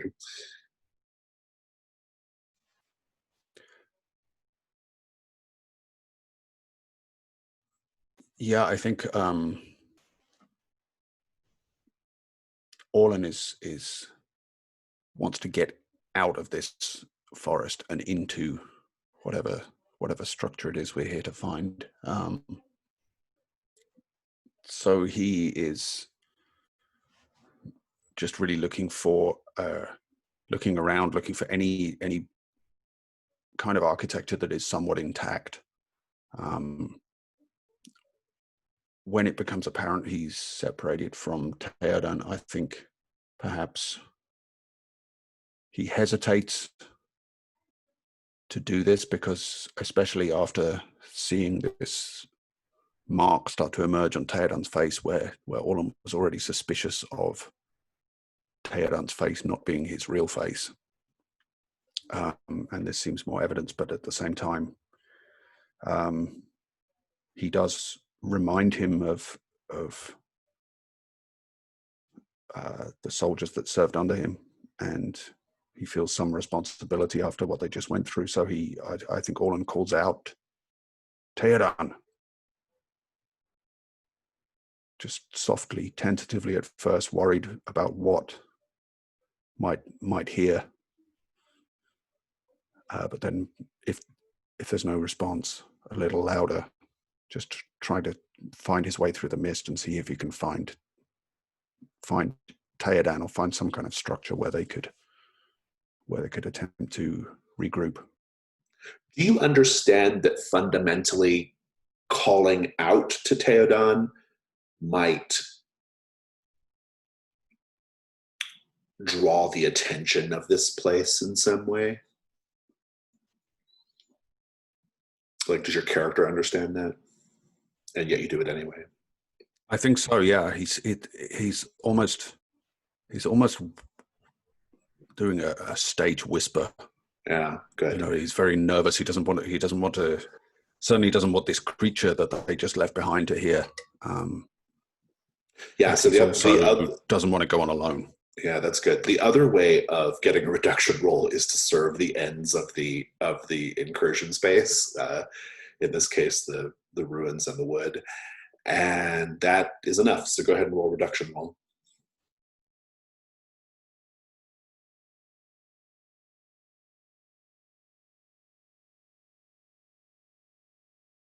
And That it's is good. That is a 4. You go down 1. I'm going to cut over to Teodon. Teodon, I'd like to have the scene with Risea, if that's okay. I could just have that scene. I think at a certain point you don't. I think at a certain point you realize that you've lost track of Orlin. But perhaps just as you're becoming aware of that, as you're walking in the mist, Risea is starting to become more talkative and more responsive. And I suppose my question here, I want to know more about the heir of Nagane, because you're trying to win this person's heart. Tell us a little bit more about them. Is it a man? Is it a woman? What is the expectation here? How are you going to try to win their affection? And what's making that complicated? The thing that had occurred to me for Teodon was that I'd managed after my aunt had passed, and I moved into this swordmaster's school, that the heir apparent of Nagane, perhaps the don't know what the royalty would be, or some sort of heir. I don't know what that would include, but I'm kind of assuming it's like a It's a royal thing, I think, like a prince or princess, right? That was what I was starting to think. I was almost leaning towards a baron just because of another game. But the heir, yeah, maybe the heir had been at the same sort of sword fighting place. It had been being taught at the same time.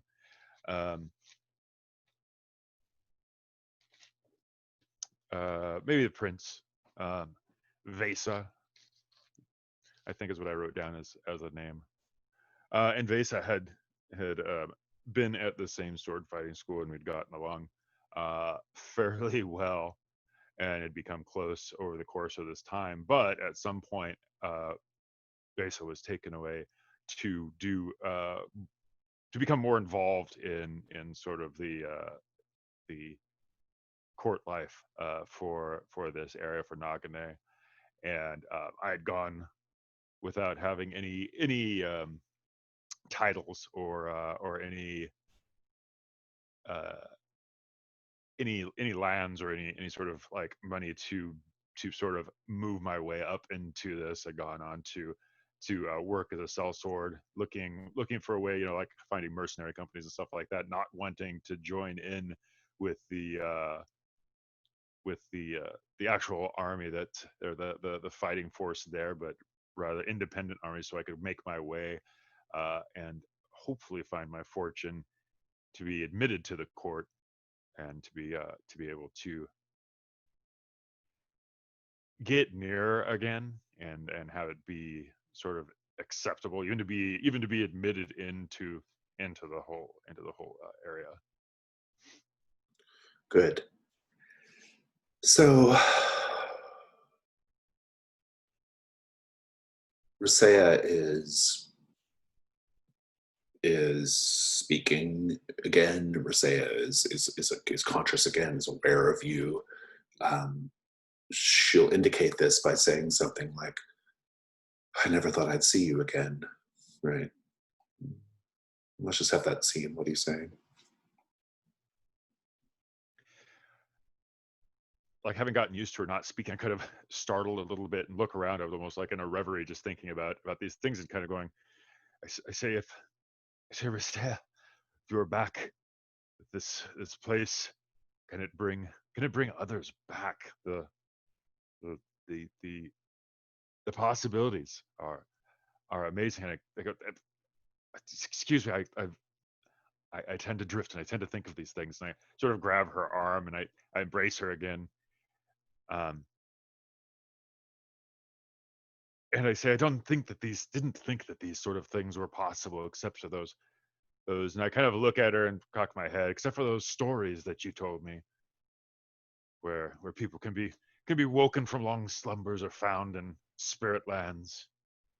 There was Were all those things you told me true? Can a low-born find love with uh with their prince? Can people be brought back from the land of shadows? I see you here, but in this mist, we've lost Orlin. He'd know more of these things. Indeed, Orlin would. And Risea says, she says,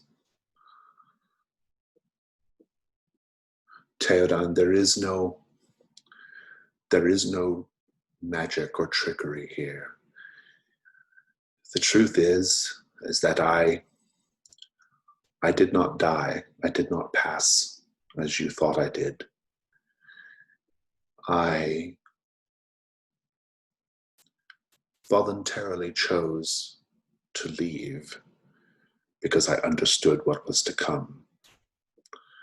It was spoken to me before you even knew what your destiny was. It was whispered to me by people who know. And that destiny is that you are to find a place at the court of Nagane, and perhaps even to win the heart of the prince, Vesa. But I could not allow you to undertake the terrible, terrible mission which would be laid upon you. And so I took it upon myself, and they sent me to this place, and I faltered. But it seems that the sisters have guided you here nonetheless. I was commanded to retrieve a valuable artifact from the Radiant King and bring it back to the court of Nagane, and this would earn you your place. I failed by myself, but perhaps together we can succeed.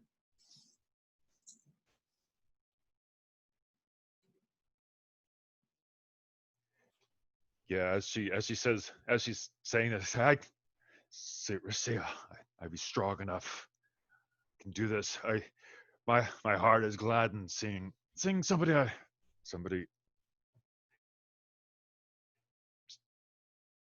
seeing the one who raised me alive again. I can see the flush of your cheeks. I can see as you look upon my forehead, and I curiously touch at my forehead. But I can see as you look back at me, though. I go like, I'm strong enough. I've made it this far. The road to finding this place, the people that we'd have to leave behind, that only Orlin and I have made it this far, is testament that within steps we'll find the artifact, and that we'll find perhaps treasure. I say it's for the first time in quite a while, I feel that we're close to the goal. All will be well after this, I'm sure of it. Orlin, you are calling out and getting no response. You are still lost. What do you do?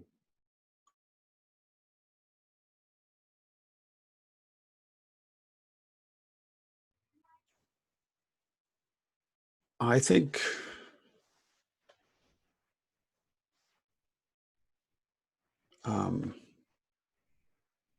it might be time to use one of my rituals in order to see if I can locate Teodon. One of the rituals I have is project, which allows me to observe a remote location in spirit form. I felt like that was the flavor I was going for. There was that Orlan would have been able to use it to kind of observe the battlefield as an officer.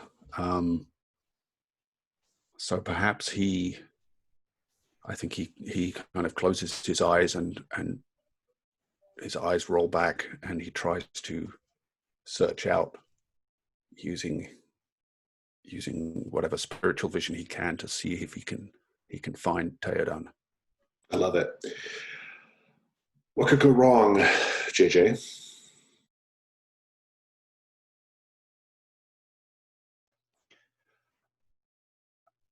He could see maybe if there's things to be seen in these mists and with this architecture, he could go in a direction slightly different and think that he sees us, but see something terrible and foul to his mind. I like that. Yeah, I like that. I don't think I have anything else to offer. Let's talk about your dice. You have the ritual skill, so I think you're getting your first light die fairly straightforwardly. Devil's bargains.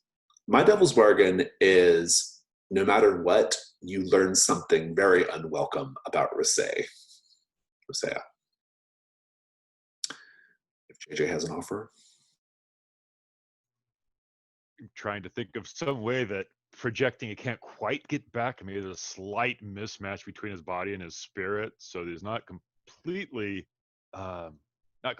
like bereft of physicality within the game space, but where there's a slight frizz where everything just not quite ever getting back to his body exactly correctly. But one is in one plane of existence and the other one's in another. They're kind of just slightly, like off center. Yeah. Those are both pretty good. Those are two good options. What do you think, Rob? Yeah, those are both great. That is a tough choice. I'm tempted to go for the unwelcome thing about Risea, but I really like that. I love that idea of Orlan not being quite reunited with his body in a way. I think I'm going to go with that one. That's okay, good. And I think the way it'll sort of like play out in the fiction is you maybe see a little bit more truth about this place, because I think this place exists in a slightly different plane of existence, and you maybe like see behind the mask, so to speak, of this place, right? I think we'll kind of play that out. I might even be able to work in my thing about Risea that way, to be honest. Good. And you're taking a dark die because of the ritual, so go ahead and roll 2 light, 1 dark. okay.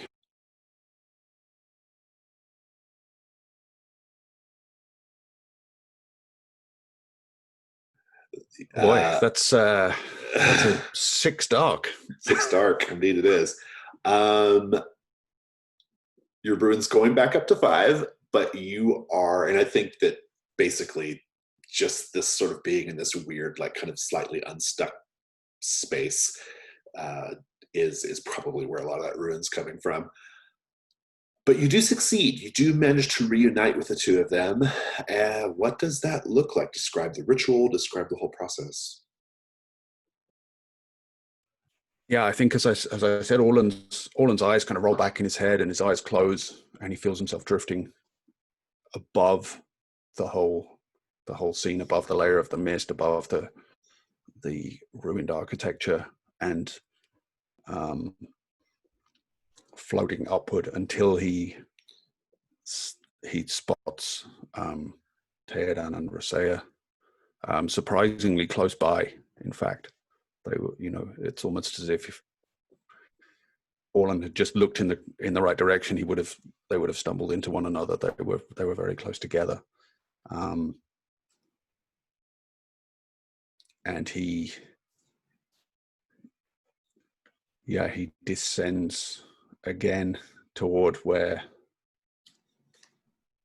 Teodon is, and his curiosity as to the truth of what or who Rosea is starts to take over, and I think he attempts to eavesdrop on what the two of them are saying to one another. I think of the conversation I just had as Rosea with Teodon, you only hear Teodon's side of things. You don't hear what Rosea is saying to Teodon. And indeed, to you, Rosea just looks like an inky, shadowy mass wearing a wooden mask that looks vaguely like this woman. And you also see that spiral continuing to circle very slowly as it forms around Teodon's forehead. I'm going to go ahead and reunite the two of you. But I will say that, Orlin, you never quite feel inside your body like you have control over your body. You're definitely taking steps and moving. But how do you know you're just ever so slightly unstuck from your body? How do you know that? How does it feel?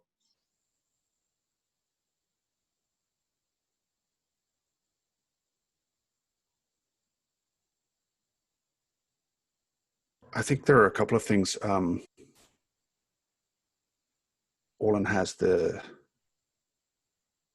slightly strange sensation when he speaks, he can hear his own voice as though, he were listening to a audio recording.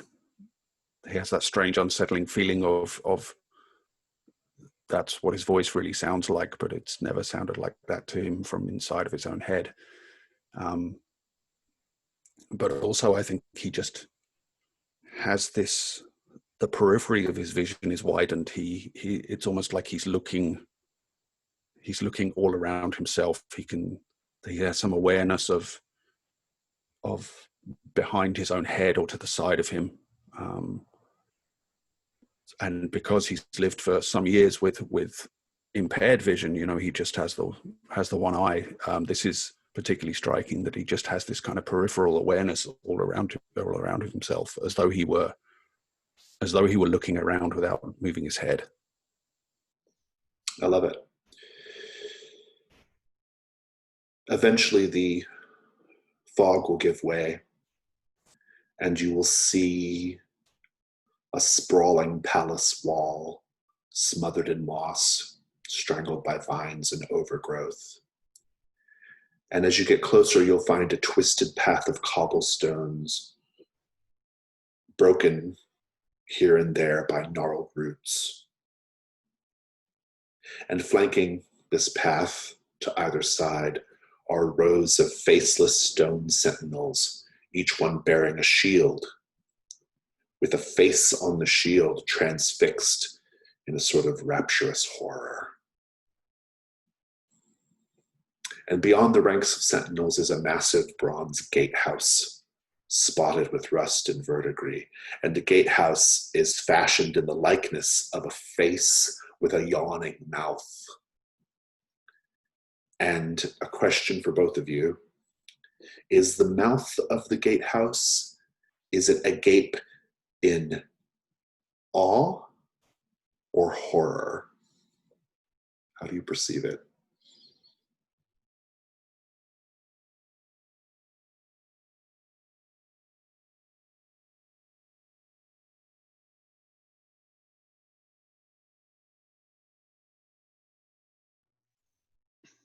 I think that that maybe I'm seeing it as almost yelling. I think you'd mentioned faces in ecstasy before, but so much so that it's sort of turned back around to the it's having such like an extreme an extreme feeling to it that it looks like it's certainly more in the realm of horror. Like if anything, the realization that it's too much would be upon it. Orlin, or horror? Yeah, I think initially it strikes Orlan as awe, but almost the way when you're looking at an optical illusion, it can kind of suddenly flip, and what appears to be going in is coming out toward you. The light catches it in a certain way, and it suddenly flips from awe to just this appalled, horrified expression. And you start to hear music coming out of this mouth, as it were, this gatehouse, this gate. But in fact, it's the sound of dozens of voices in song, a sort of strange, halting melody.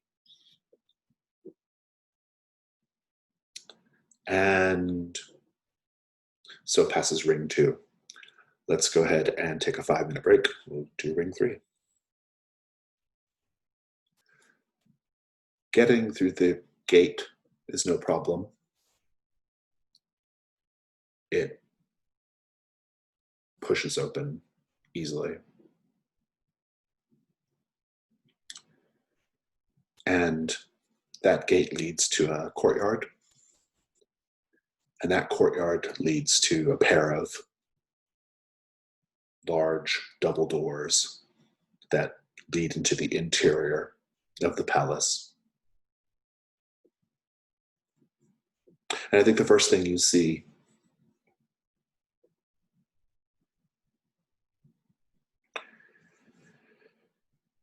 is a sort of hunched figure in shredded finery.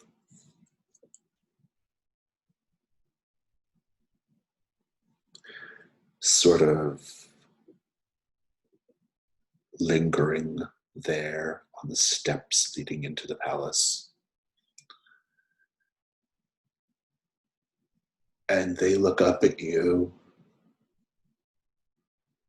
and they say, with a normal face, not a mask, they say, "How came you hither?"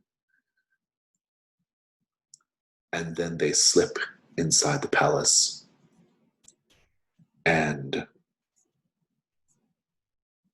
so begins ring 3. You get past the shadow and mist of the gatehouse to these large doors that lead into the palace. You find yourself pretty quickly inside the sort of decaying opulence of the Radiant Court. And each cough and each scuffle of foot echoes in an unnaturally loud way. Like, as if every movement you make is drawing attention to you. And yet at the same time, you feel very strongly that you should perhaps not be drawing attention to yourself. And yet it's as if the place wants you to be known, almost like, imagine, if you were stepping into some sort of like royal ball and someone, with a trumpet announced you by title and name. It would be like, it's like that. Every movement you make is trying to announce you to the court, right? And I think that, Teodon, you start to have the very strong feeling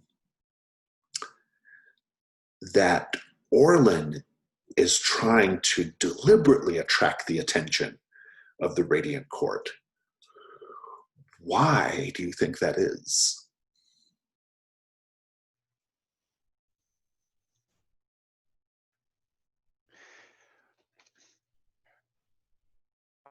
I think that as a man of learning, he's trying to experiment a bit. I've heard that some of those types will push the boundaries of things to find out what may happen. But I'm a bit worried that in this case, the academic goodwill is uh, less needed than a bit of quietude. So I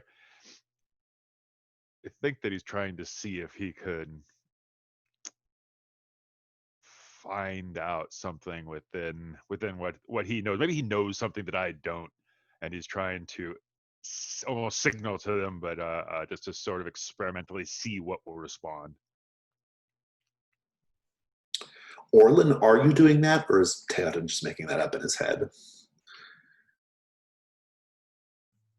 Yeah, I think Orlin is actually doing his best to be quiet, but something about the dissociation of his body and spirit is causing him to,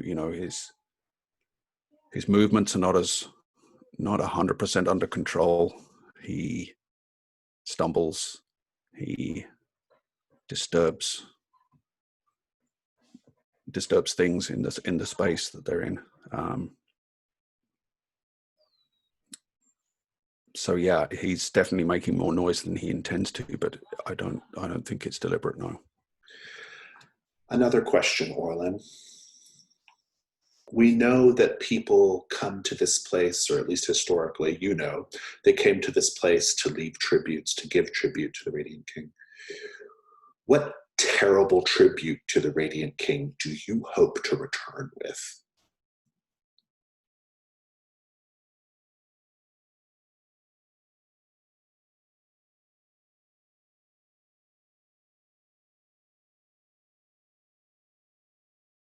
I think Orlin has heard or researched legends that that the Radiant King's armies would return with the heads of enemy generals, and they would be stripped of flesh and plated in gold. So there are these gold skulls that you may even have like jewels in the eye sockets and those kind of decorations. And so yeah, there are legendarily supposed to be these gold-plated skulls of the enemies of the Radiant King that were brought to him as tribute by his soldiers. I love it. The labyrinthine corridors of this decaying palace, they seem to just endlessly circle, right? Kind of like that spiral. They cut back, they branch out, they end abruptly. And time seems to cease to exist. One room might be illuminated by twin suns peeking in through decayed masonry, making the space bright and brilliant, shimmering. Whereas the next is, you look out in the windows and it's clearly dark, but it's this inky, tenebrous darkness, this impenetrable darkness. No two rooms are the same, and attempting to double back leads to an entirely different space than existed previously. You are unmoored in time, definitely in space. And Orlin, you even more so because of your current condition.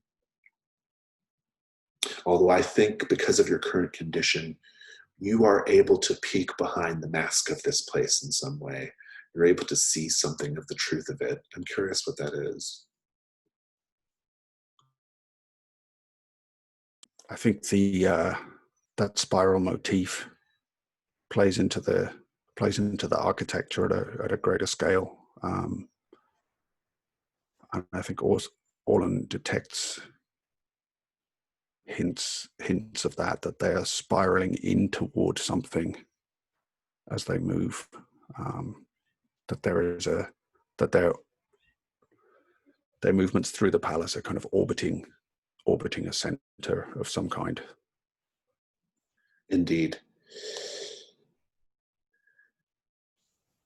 At a certain point, you end up in this garden full of elegant, classical style statues.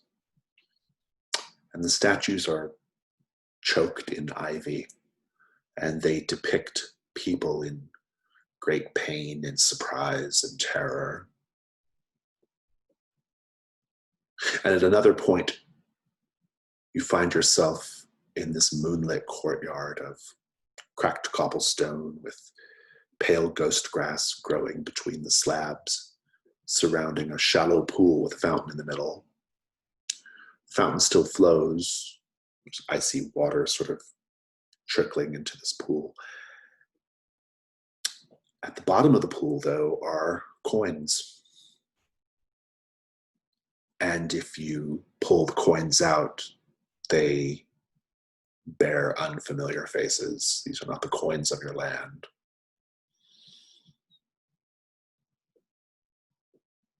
And eventually you find yourself in a semicircular amphitheater with stone steps for seats, now overgrown with moss and ferns. And in the center of this amphitheater, of course, is a stage with a sort of rusted, rotted, crumbling apparatus of like where puppets or marionettes might have been operated, but like at a very large scale. And your own shadows begin to move strangely. They begin to move toward the amphitheater stage, and they begin to act out some sort of drama.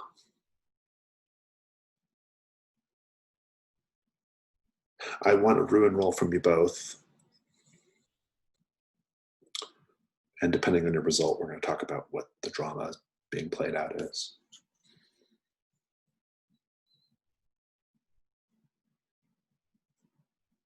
Thankfully, I rolled a 1. Given that my ruin is 5, that's saved me. You were on the verge, indeed. How did you do, Teodon? 2. So you're both good. Tell me, first of all, Teodon, what is this drama playing out on stage? These shadow puppets, what are they doing? It's 100% a tale of jilted lovers, very dramatic and stuff like that.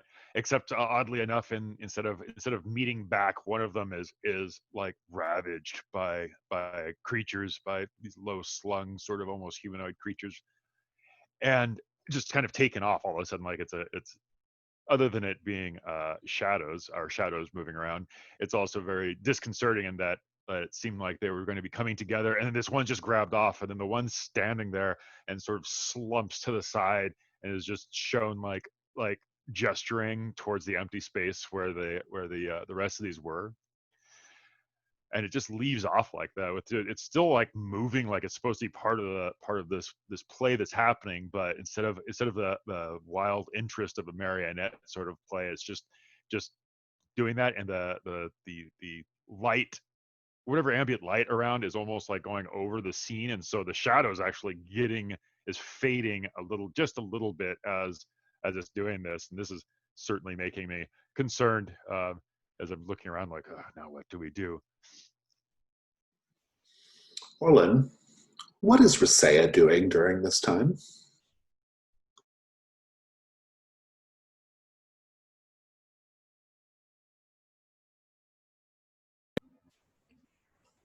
I think Rhysea is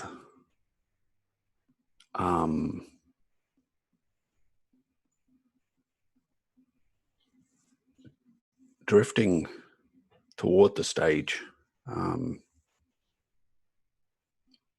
almost as if she is one of the figures that the marionettes on the stage are gesturing to or interacting with, and she makes certain sudden movements with her body and her limbs, almost as if she's acting out a part in this drama that's going on. Even though she's not physically at the stage yet, she's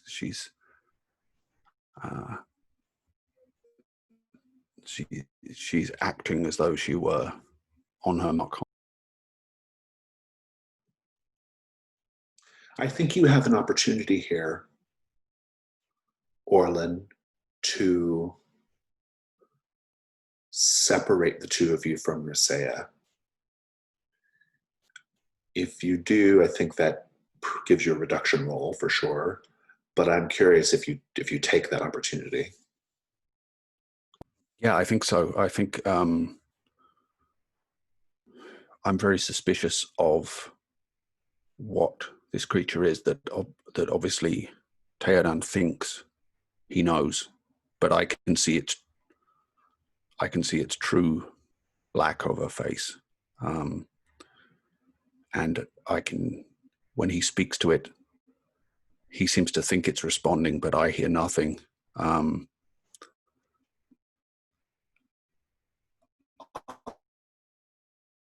Suspicious of Teodon himself. I want to get him from her.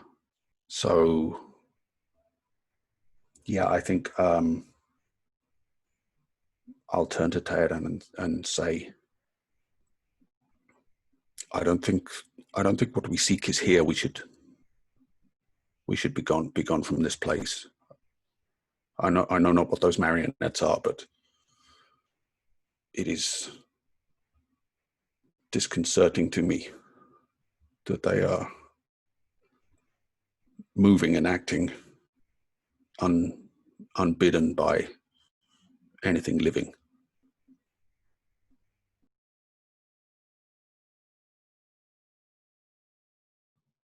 Do you leave, Teodon?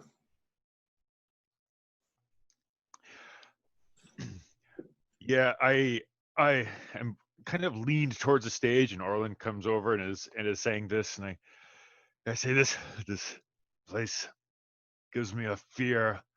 The spotlight upon the stage when it covers the shadows, I feel that I might be gone too. It's a silly thought, but in this place I feel we're too close to the spirits, to the spirit of this play.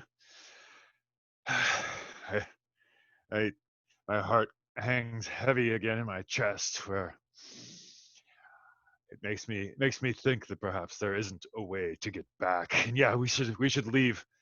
We should leave now, Orlin.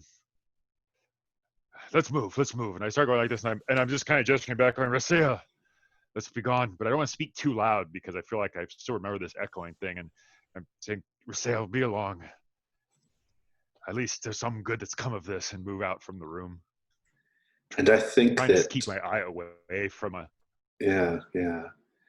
And I think this is good. I think Orlin, in sort of convincing Teodon to move away now and to kind of leave Risea as Risea is moving closer to the stage, that's enough to provoke a reduction roll. So go ahead and do that. Yeah, I think Orlin certainly puts his hand on Teodon's shoulder and says, I don't know what you think that creature is, but it is not. It is of this place, not something you know. So let me go ahead and make that reduction.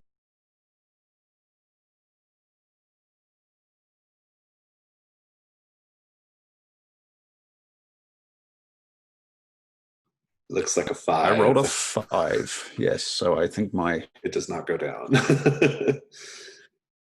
Right where it is. Yeah, stays right where it is. You do move away, though. And for the first time since you've entered the palace, you realize that what's actually guiding you through the palace is the song, the music that you heard coming from within. It is carefully leading you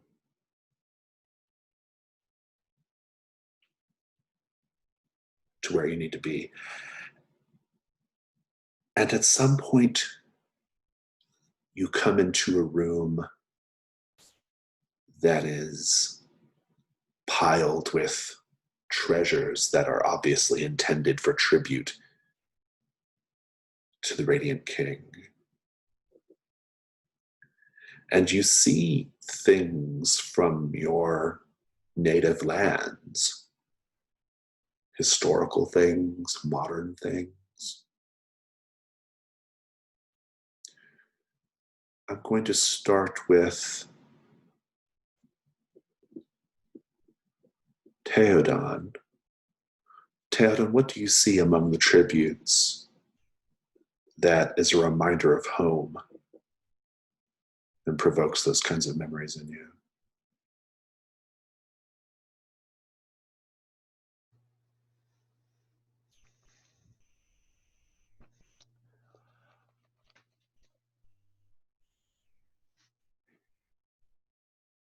Among the tributes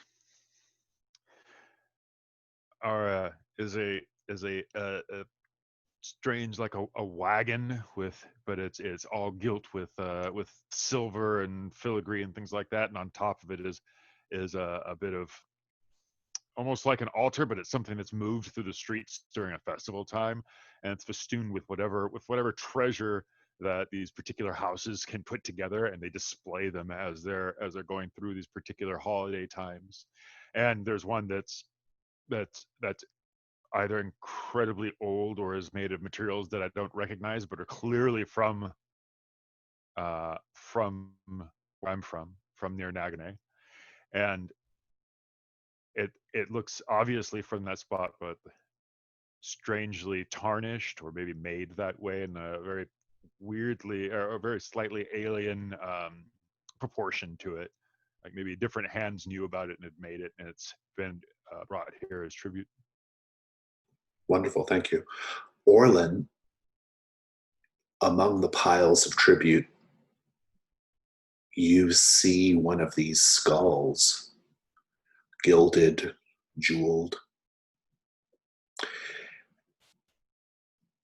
Do you take one? Or do you take Absolutely. it? I think Orlin is drawn both in fascination at the the historical nature of the thing, but also obviously for selfish reasons of the value. The precise moment you lay your hands on the jeweled skull, you recognize the song that you've been hearing.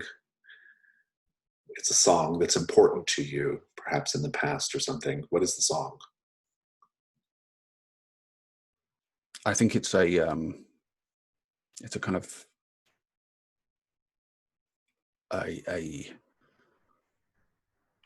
lament that some of the soldiers in Orland's old regiment would sing after a battle.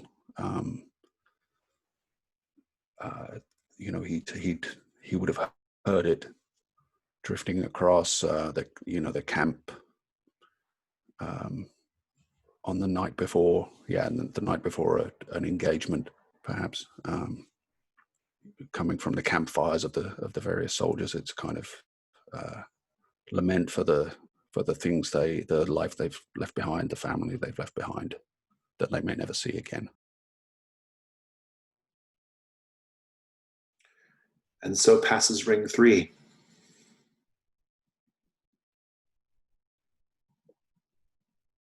Let's just move right into ring 4.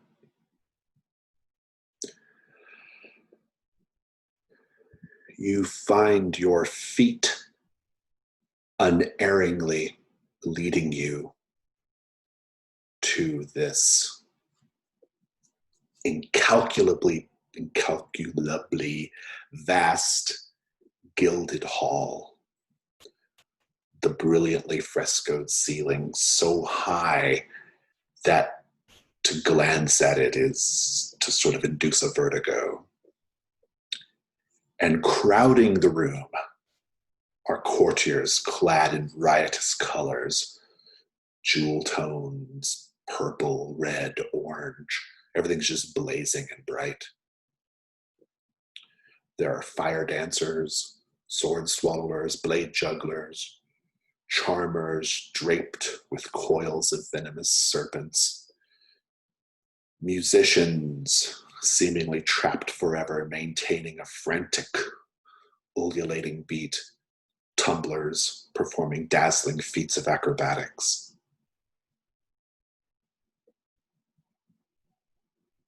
Teodon, what is the most shocking and spectacular thing you see present in the court?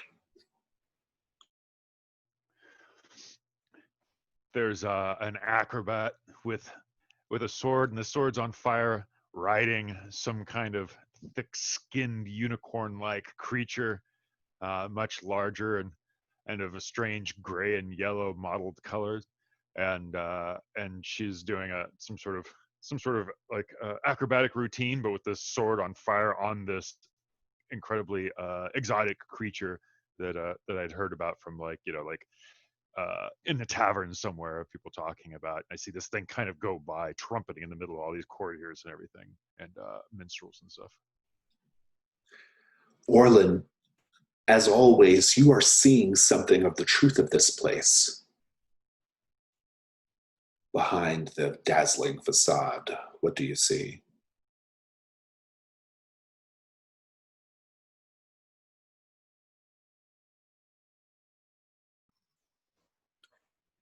I think it seems to make sense that Orlin sees that the life that seems to animate these courtiers is illusory, or so he's watching, for example, he's watching a dancer spin, and as she spins, her face turns away, and when it comes back around, it's a skull. And then she spins away again, and an arm lifts up, and Orlin perceives the kind of skeleton as opposed to the fleshy arm that was there a moment ago. So yeah, there's I think what he's seeing is that these are the echoes of the courtiers that were once here, but are maybe not something of this world. Indeed.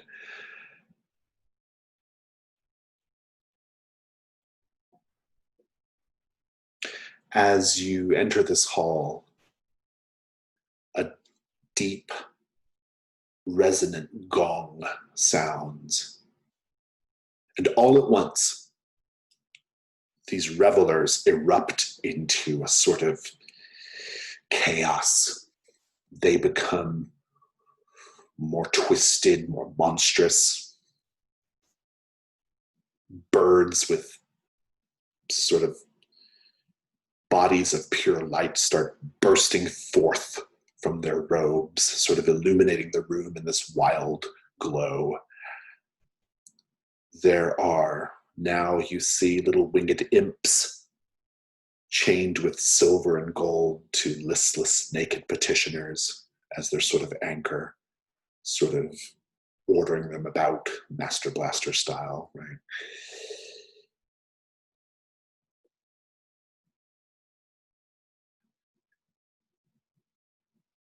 Figures in their glorious, vibrant colored finery are starting to sort of flank the scene, and they're wearing masks of ash and oak and bone. And all at once, this cry goes up among all the revelers. Unmask! Unmask! Unmask! And they begin to tear at their own faces, grabbing wood and steel and porcelain and silk and flesh, with equal abandon and vigor, tearing at them, totally unaware of what they're doing. Some of them are tearing at their faces and just sort of pulling off their own flesh down to the muscle and the bone and just throwing it on the ground. But everyone's mask is going down, shattering, breaking, sloughing off. Ruin rolls for you both.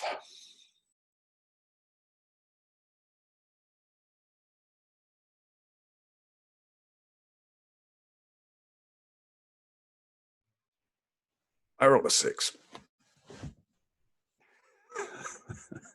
Indeed you did. How did you do, JJ? I rolled a 4, so mine's certainly going up. You were going up.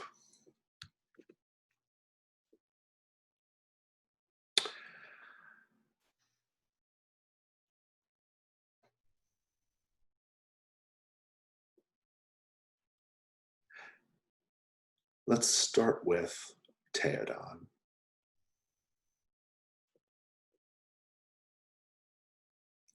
Teodon, the situation is getting rather intense. The crowd is surging forward. They want you to unmask.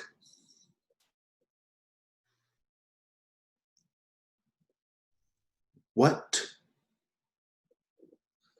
terrible sorcery are you capable of as a last resort?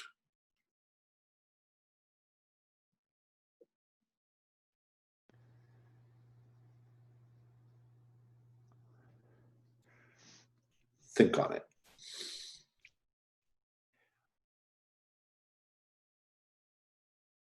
Oh, and my mic's on. As a last resort, I think that from my swordmaster, I'd learned this binding ritual at one point, which was actually, I didn't realize was a ritual, but there was some sort of um, legend of, or some sort of deep technique where I could bind many, many, many things, everything within my sight, but it would bind my spirit to the spot that I was in, and I'd have to remain sentinel to keep multiple of these things. That would probably be the most effective thing that I would know, but unfortunately it doesn't mean that I could get away. I can only stop many things from moving closer or farther and be in the midst of them all. Orlin, your ruin has reached 6. Please describe how you are lost to the revelers, to the court.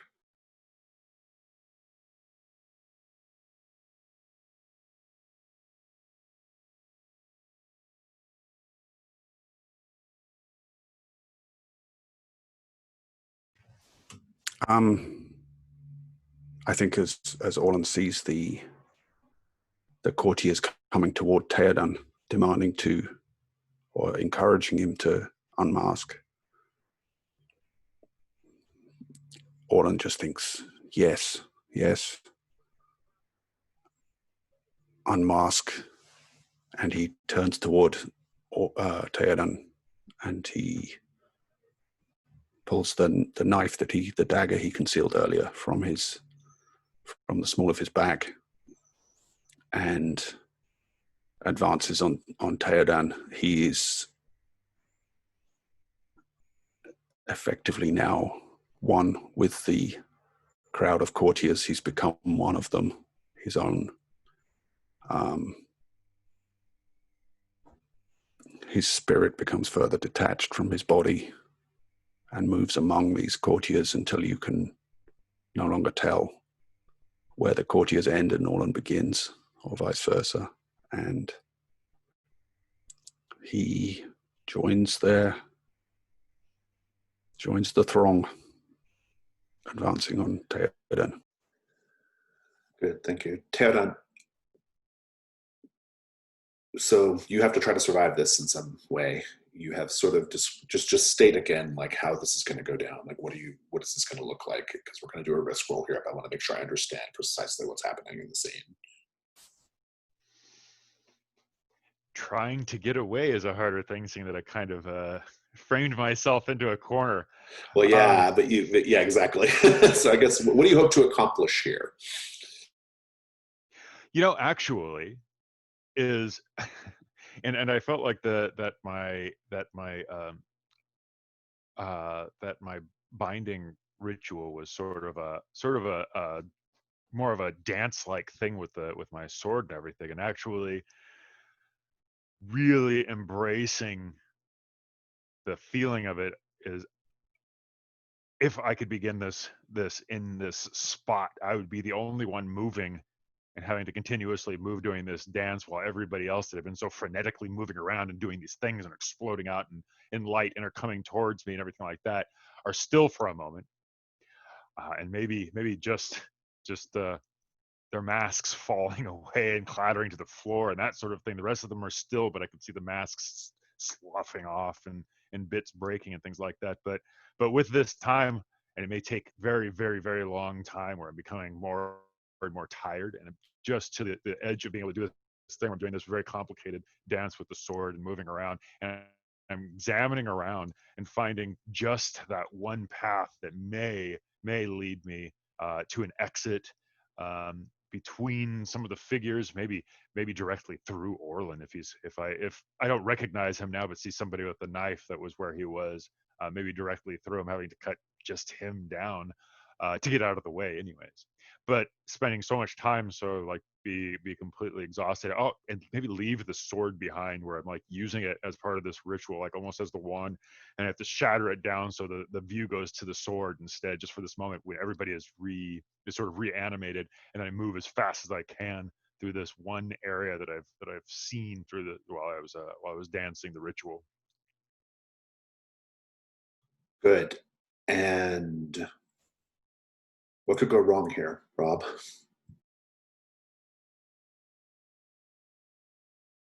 I mean, I'll offer that I think you just get consumed by the horde, by the crowd, and that's the end of you. But I was going to say in particular that Orlin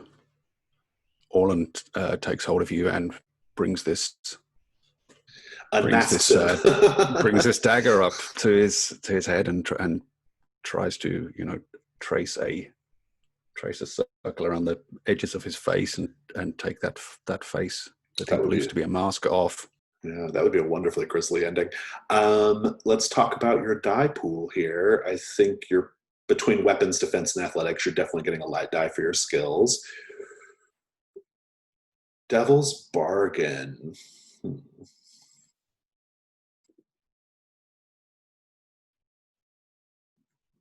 My Devil's Bargain is a pretty extreme one, but if you want it, it is no matter what, alive or dead, masked or unmasked, you become a trophy of the Radiant King.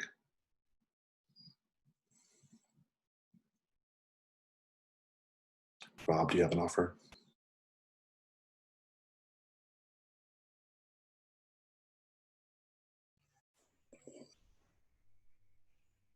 I think maybe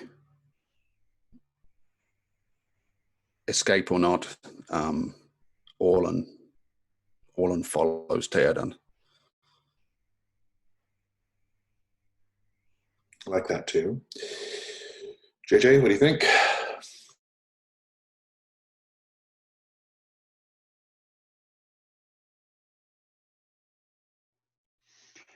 I think that I've been looking for the love of something great and empowered. I think that I may end up remaining here, pining for the love of this unknown Radiant King, or madly known. I think that it end up being a trophy of the king. It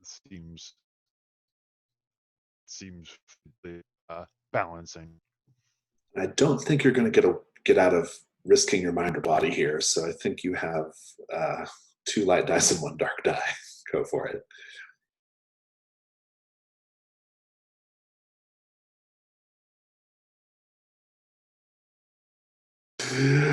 Boy, that was a terrible roll.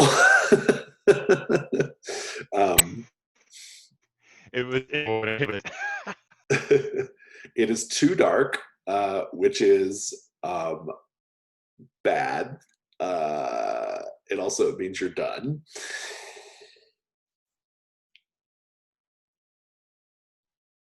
I'm going to give. I think the ending for you here is the Orlin unmasks you ending. And Rob, I'm going to give you the benefit of the fiction here. You can describe it however you'd like. Yeah, I think several of the courtiers seize hold of Teodon. He's unable to push past them or move through them. They surround him. They block his every direction he turns, and gradually, one clasps one arm, one clasps another embraces him from behind, another grabs his neck, and Orlan advances toward him. His, the whatever humanity was in his one eye is now gone, and he raises this small jeweled dagger, and starting at the mark that was starting to appear on Teodon's face, he just runs the knife deeply around, blood welling up as it goes, tracing around Teodon's face, and then he tries to reach his fingers underneath the skin and just pull it away, just flay it away. Yeah. And so ends Ring 4 and the incursion. Let's take a 3-minute break. When we come back, I want you both to do epilogues.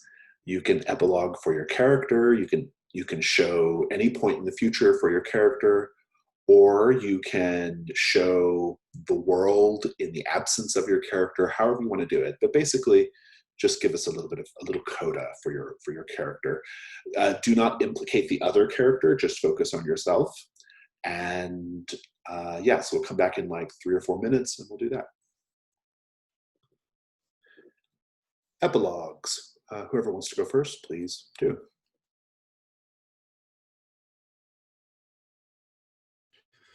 Okay, yeah, I think we see a cold and windswept valley, a grey sky, and a colourless environment, which was the site of the battle where Orlan led his regiment to their doom. I think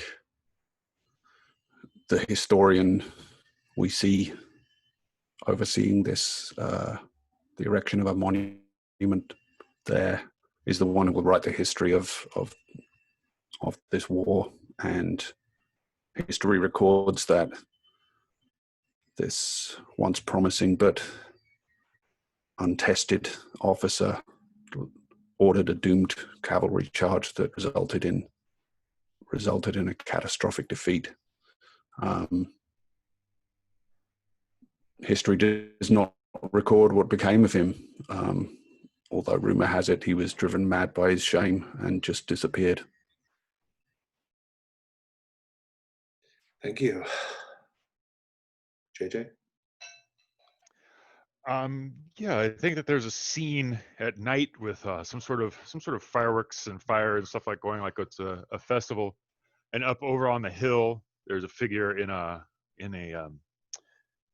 like a sort of a palatial manor house on the top of a hill, leaning out over the balcony, watching the processions kind of go by, and a younger figure, obviously royal, and behind him a scribe comes up and it's like and gives over a parchment, but also they seem to be somewhat familiar, and so says, what do you do here, your highness, and what is this? And the figure on the balcony says,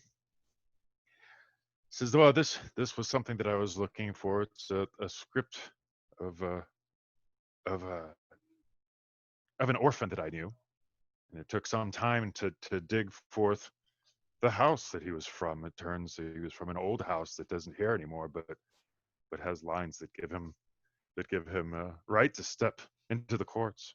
It's an odd thing. And looking out over the festival, it's the festival of these carts and things like that that are going by. And he says, I was I was told that we'd be meeting on this day, and I could hand over this script. And I thought perhaps this would be something that would make him happy. But apparently he's not been able to find his way back here. So perhaps this was all meaningless after all, and kind of drops the uh, the parchment over the side, just into the crowds, and the people walk by, and some of these big wagons with the strange ornamental altars just kind of roll over it, and then that's Tragic. Tragic and ironic. It's good. Good. Well, let's have a debrief. So for debrief, we're going to do stars and wishes. Stars are things that you enjoyed about the session. That can be specific scenes, just general things about the role play, anything you want. And wishes are things that you had wished you had gotten to do or see in the game, or perhaps wishes about Trophy Dark, if you play Trophy Dark again, what you would like to experience. I will start and say a star for everyone just for the quality of the story. I thought it was a very tragic story. It was very gloomy. Until it was very like big and bright and horrifying, but I loved it. I thought it was all very. It had this nice like tragic feel to it, and I really got a good strong sense from you both about like why your characters were doing what they were doing, why they were here, and I think that made their downfall all the more kind of poignant. And so star for that. And then wishes, I really wish we'd gotten to Ring 5. Nicholas says that the groups that Nicholas have played with have never made it past 4. so I don't know if anyone's ever made it to Ring 5. I would like to see Ring 5. Ring 5 is a real cracker in terms of like just wild craziness. So that would have been fun. But I like the ending that we got. I thought the ending we got was very good. But it would have been cool to see the Radiant King, I suppose. But yeah, otherwise no complaints. Great session. Whoever wants to go next, please do. yeah, I could. Oh, Rob, if you want to go No, ahead. please go ahead. Actually, I was going to say that I really enjoyed a lot of the ideas that you came up with, Rob. In fact, I felt like I was catching up a lot of the times when there's just a lot of suggestions and a lot of the atmosphere and the details that you were coming up with. I was like, oh man, that's really good. I was really enjoying that. So hopefully I was able to keep up a little bit. But I really liked your suggestions and everything. So that was definitely fun. And also for stars, I always like Jason's game. So it's like it's kind of hard to to be to have anything other than just being like, man, it's cool to get to play in this. And definitely a star for playing Trophy in general. I'm certainly going to learn Gold coming up soon, but Trophy Dark, and it's just intense because you have to be engaged at least somewhat for so much, and I think that's a star. It's hard though sometimes where you're just like, oh man, I don't know what is that thing, and so it's nice getting the prompts, Jason, that you do, which is very, very helpful. Sometimes I'm just like, oh, I could just kind of like fade off, and but it really brings it in. And for wishes was definitely going to be another star also is just how it ended. Having Orlin, one of the first things was like the mask, and having it end that way, I was like, if it's going to have to end, that actually worked pretty Yeah, well. it was Chekhov's mask for sure, right? Yeah, yeah, it had to be, so that worked out really well. And the wish I was going to say was, yeah, I just wish I could rail at the dice themselves if I could roll high enough to survive to the fifth ring. Two of our sessions in a row, the dice have just utterly betrayed you, like in a way that's just like gut wrenching. Like right at the end, at the worst possible moment, the dice are like, "Fuck you, you're dead." Like, yeah, it's been good. It definitely makes it so that it's unexpected, you know, that you're like, oh, just that one thing to be able to see. So that was it. That was it for that, though. Awesome, thank you, Rob. Any stars or wishes? Yeah, a first star is I really loved. I loved Teodon's epilogue there. I thought that was really great. That you know this heir apparent of Nagano was actually waiting for him, and you know maybe if he hadn't gone on this doomed mission, everything would have turned out well for him. But it's it's like this assumption that he had to achieve something was his downfall. I really liked that. I really loved just like the prompts you guys were giving all the way through that helped me. I think the way we were able to tie up things like this, Orlan feeling like Teodon was masked in some way, and we were able to bring that to the end. I really like that. Often I find I tend to GM more than I play, and I often find myself not knowing what to do as a player and being utterly baffled by what is going on. And I never felt that today. It was like there was really, I think there was a really clear sense of what was the right choice to make for me. Wishes, I think I felt like when we set off the relationship between Orlan and Teodon as Teodon was kind of a soldier or a sellsword, and Orlan was a fallen, disgraced officer. And I think I was trying to figure out a way we could get into that relationship somehow, but yeah, we did a little bit, and that went well. Yeah, I'm looking forward to playing Trophy more. This was great. Yeah, it's really fun. Thank you. Well, I'm going to go ahead and end the recording. If you're watching the video, we hope you enjoyed it. Have a good day.